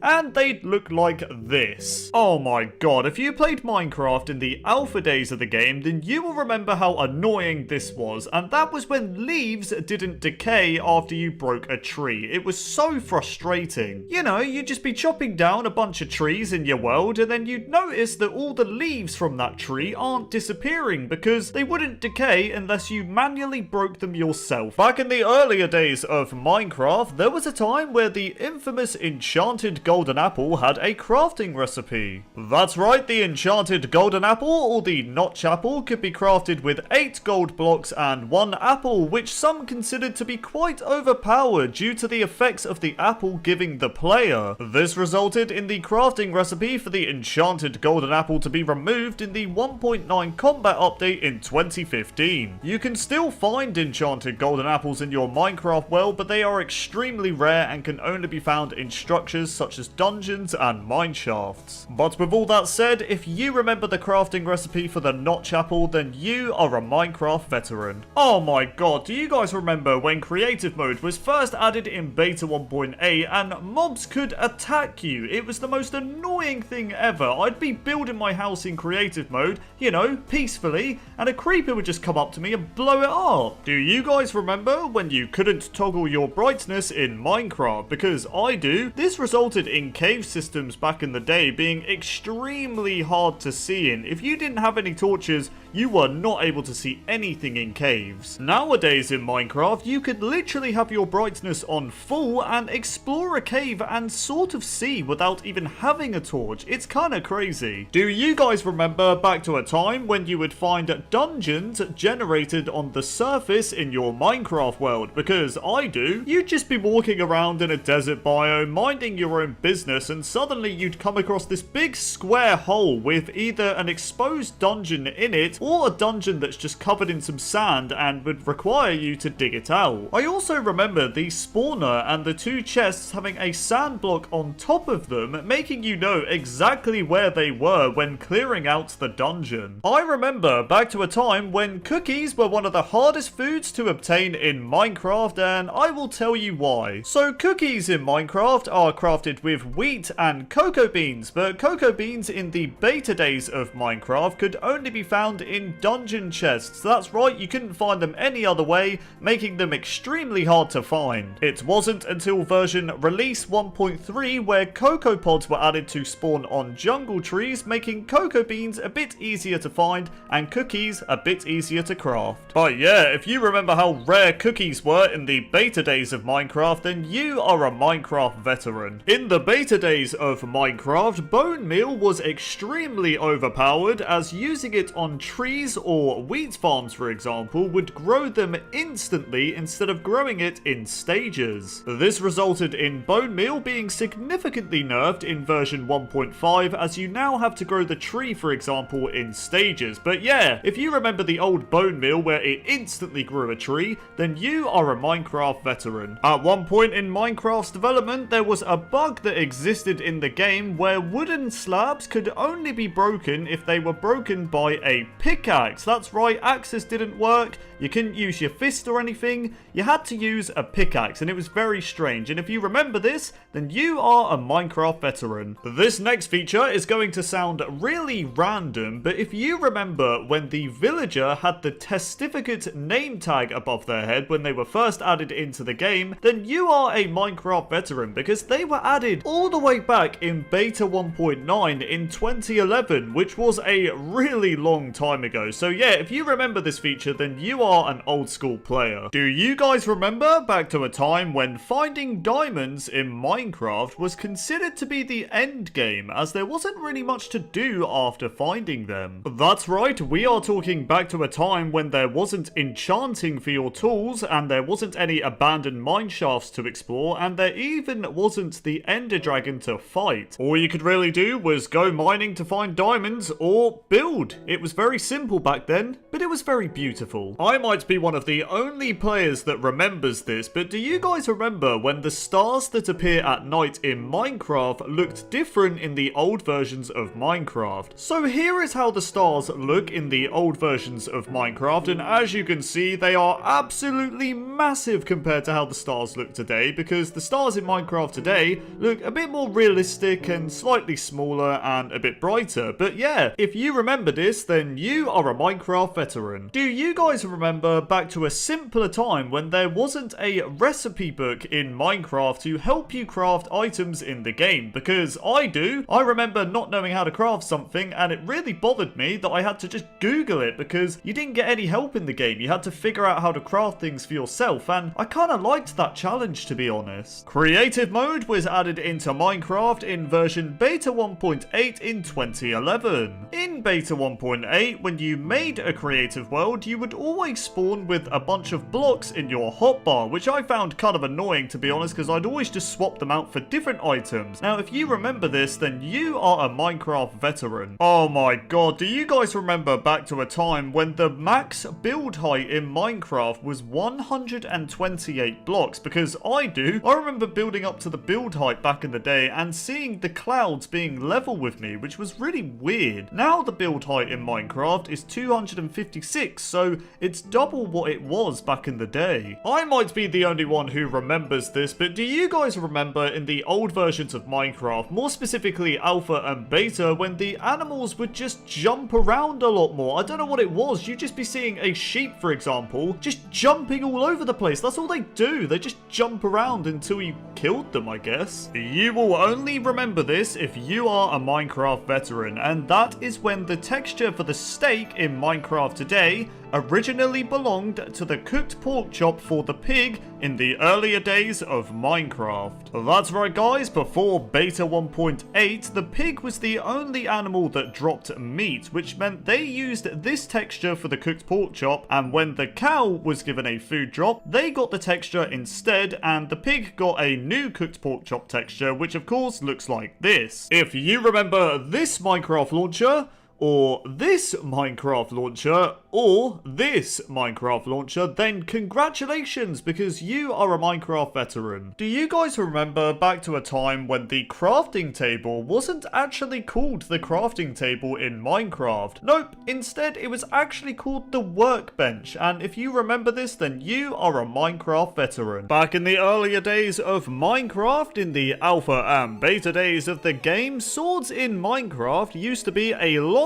more powerful. A diamond sword, for example, in alpha and beta used to deal 5 hearts of damage to enemies, meaning you could kill a creeper in just 2 hits, which was pretty overpowered. However, in the beta 1.9 update, enchanting was added into the game, which meant sword damage had to be reduced, meaning a diamond sword's damage went from 5 hearts of damage to 3.5 hearts of damage. You know how in Minecraft today, golden apples are crafted by using gold ingots? Well, it wasn't always crafted this way. That's right guys, back in the earlier days of Minecraft, golden apples were crafted with 8 gold nuggets and 1 apple instead of 8 gold ingots and 1 apple, and if you remember this, then you are a Minecraft veteran. If you played Minecraft in the alpha and beta stages of the game, then you will remember a very annoying bug when you destroyed stairs. So in alpha and beta, destroying a wooden stair or a cobblestone stair wouldn't actually give you the stair back when you broke it. Nope, instead of getting the stair back, all you would get is one of the blocks you used to create that stair. So if I destroyed a wooden stair,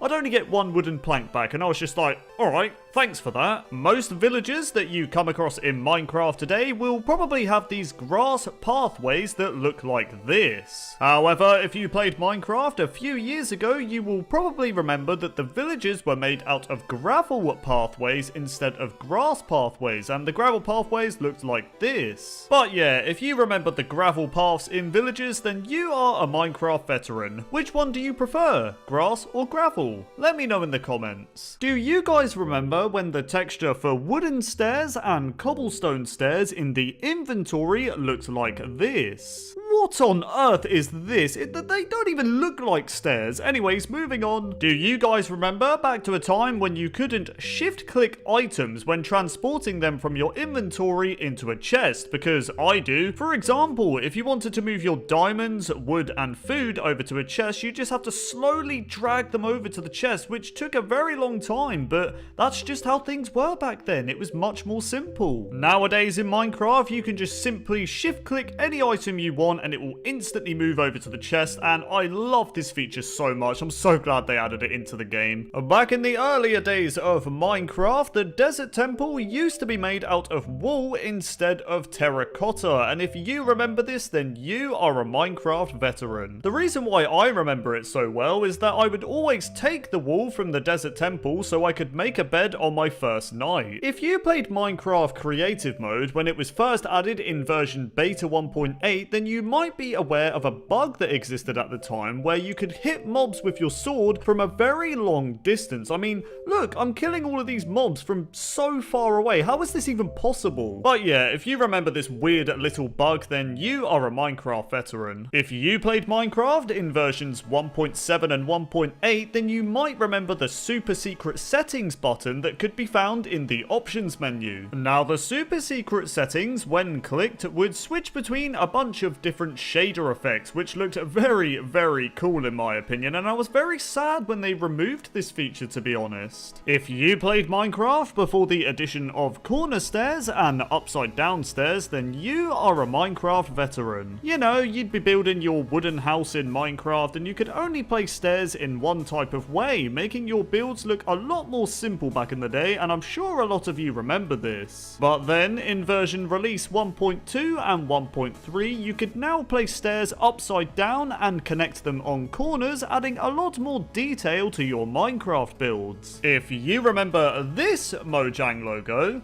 or this Mojang logo, or this Mojang logo, then congratulations, because you are a Minecraft veteran. This next one goes out to my old school Minecraft alpha players, and that is back to a time when cacti was slightly more realistic, as when you went to break the cacti, you would actually take half a heart of damage, as you can see, which was kind of cool, to be honest. I mean, it makes sense when you go to punch some cacti that it's gonna hurt you. Do you guys remember back to a time when you would craft a cake in Minecraft and it would take your buckets as well? I mean, what's this rubbish? I go to create a cake and it takes my buckets as well. What's up with that? I'm supposed to get them back. Do you guys remember back to a time when there was a secret crafting recipe to craft chain armor in Minecraft? Because I do. So prior to the Minecraft 1.8 update, the player could spawn in fire by using commands, and they could use that fire to craft chain armor, as you can see. I remember being amazed when I discovered this, but yeah, they removed the ability to spawn in fire blocks in 1.8, so you can no longer craft chain armor, but yeah, it was such a cool little thing back in the day. I'm sure a lot of you are going to remember this one because it was so frustrating. Do you guys remember when you started drowning underwater, that it would actually pull you down as you were drowning, so it would be so hard to swim back up, and it would just pretty much kill you. It was so... oh my god, it was so annoying. I'm getting bad memories of this just thinking about it. I died so many times. If you played Minecraft multiplayer in the earlier days of Minecraft with your friends, then you might remember when you encountered a dungeon that the spawner would always have a pig inside of it instead of the corresponding mob it was supposed to spawn. So say for example you found a zombie spawner, it would just have a pig inside of it instead, which was very strange. I think we can all agree that when you could block with your sword, that crouching and blocking with a sword to another player was just a sign of peace and that you didn't want to attack or anything like that. It was just a sign of being nice, and I really miss doing this on servers, man. This next one is so nostalgic to me, and if you remember it, then you are a Minecraft veteran, and that is the old water sound. The old sound when you would splash around in the water or land in the water or anything like that. Take a listen.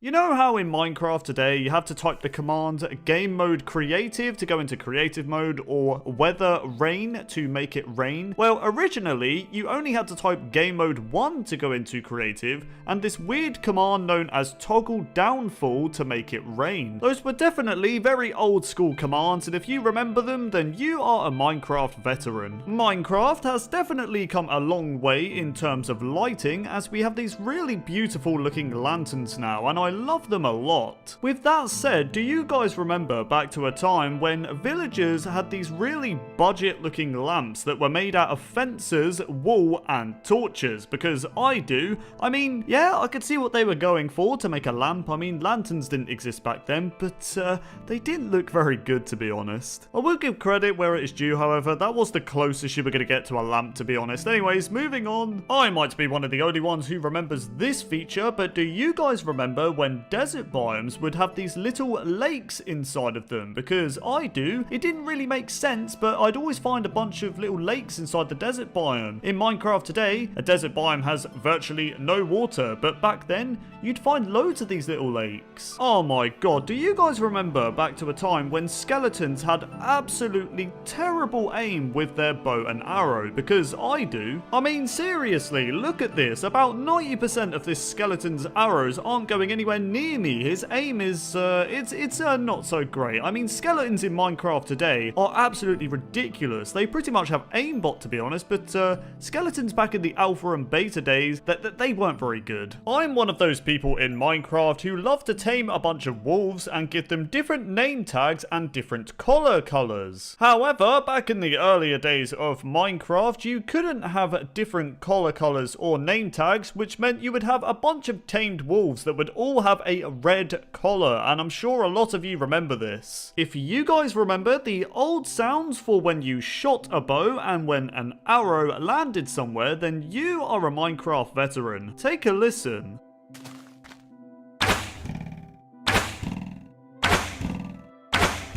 Back in the earlier days of Minecraft, players were able to eat food even if their health bar was full. This was a funny way to troll your friends, as they could be in need of food and you could just eat it right in front of them while flexing that your health was full. I was the worst, man. Anyways, moving on. If players spawned in items such as beds, doors, and sugarcane, they would look really weird in the inventory. I mean, come on, is this supposed to be a door? What even is this, man? But it gets even worse, as back in the day, if you place these spawned in doors, it would only place half the door. Like, what? Same with the bed. If you place the spawned in variant, it would only place half of it, making it just useless. I mean, who's gonna sleep on a bed that looks like this? I don't even know what else to say, man, but if you remember these, then you're definitely a veteran player. Sunsets in Minecraft are just beautiful. I mean, just look at that sky.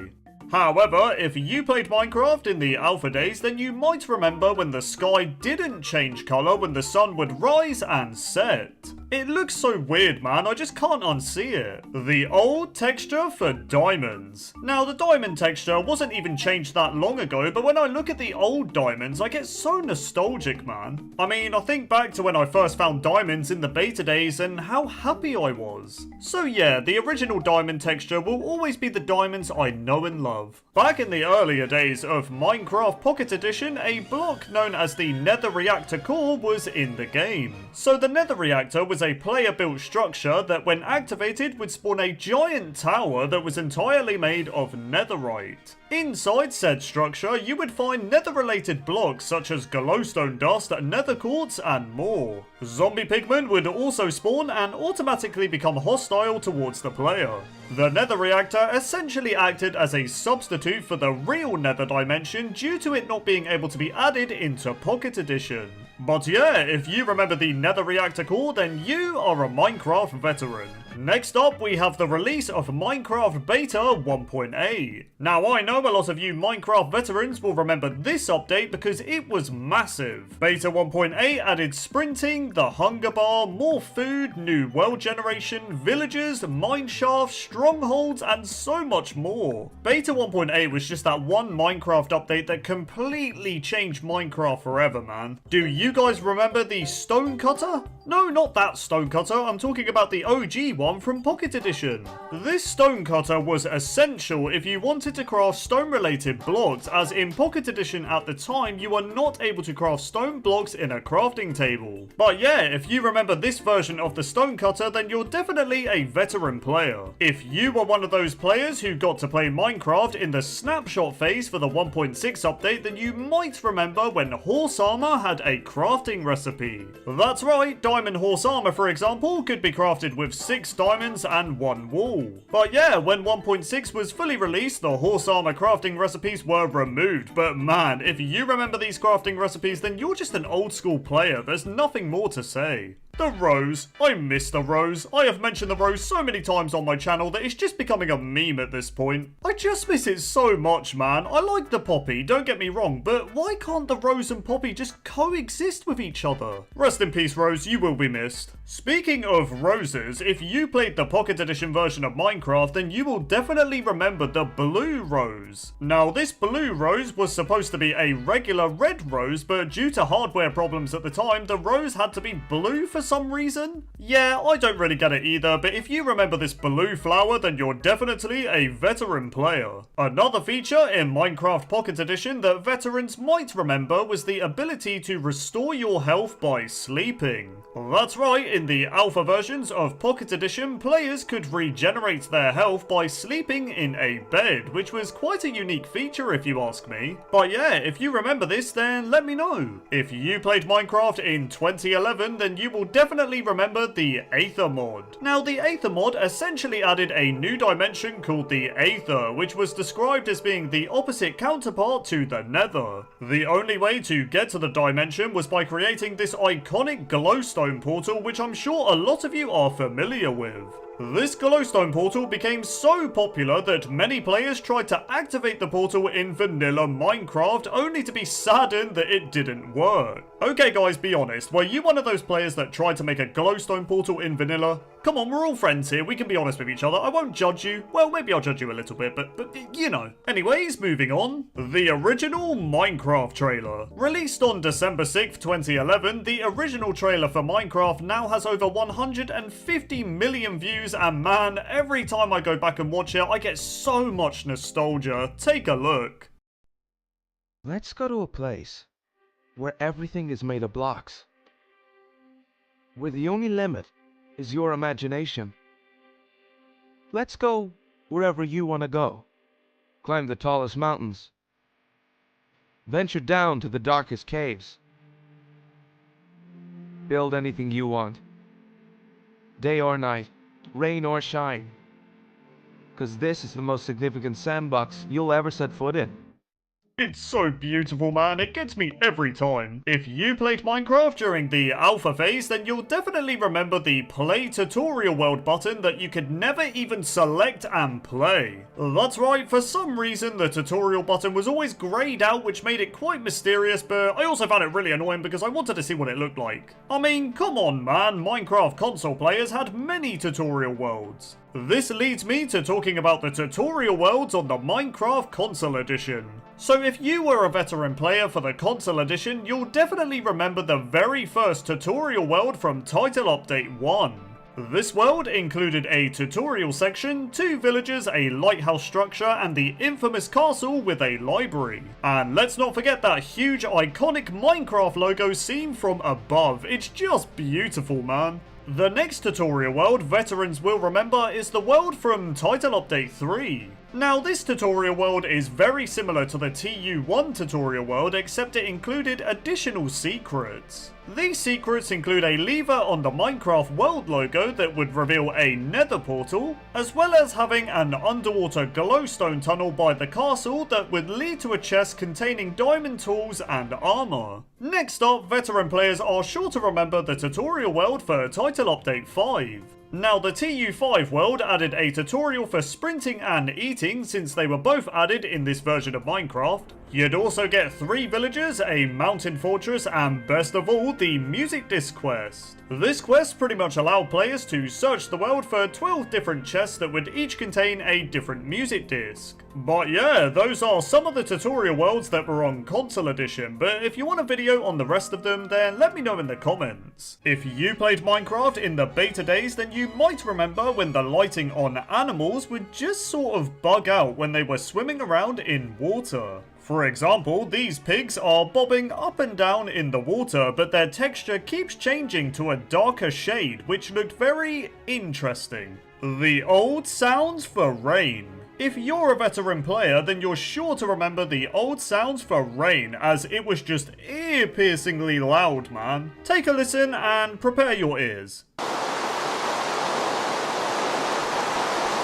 Next up, I'm going to be showing some Minecraft seeds that veteran players will most definitely remember. The first seed we have on our list is an infamous seed that only worked in Minecraft versions 1.7 and 1.8. Now the seed I'm talking about is seed number 4. So upon creating the world with seed number 4, you'll be greeted by a small island containing lots of trees, some sheep, and a single cave entrance. Now if you enter the cave entrance, you'll instantly be greeted by a stronghold structure structure that also has the end portal nearby. This pretty much meant you had a really cool survival island seed containing only a stronghold, giving the player a very unique challenge back in the day. Anyways, if you remember seed number 4, then you're definitely a veteran player. The next seed veteran players might remember was a seed that allowed you to have 15 diamonds at your spawn point. So the seed is just a bunch of numbers and it only works from version 1.2 to 1.5. Upon creating the world, you'll be greeted by a jungle biome with a desert biome right next to it. Travel about 100 blocks from spawn and you'll quickly come across a desert temple and a desert village. The desert temple chest contained a generous 6 diamonds, but it got even better than that.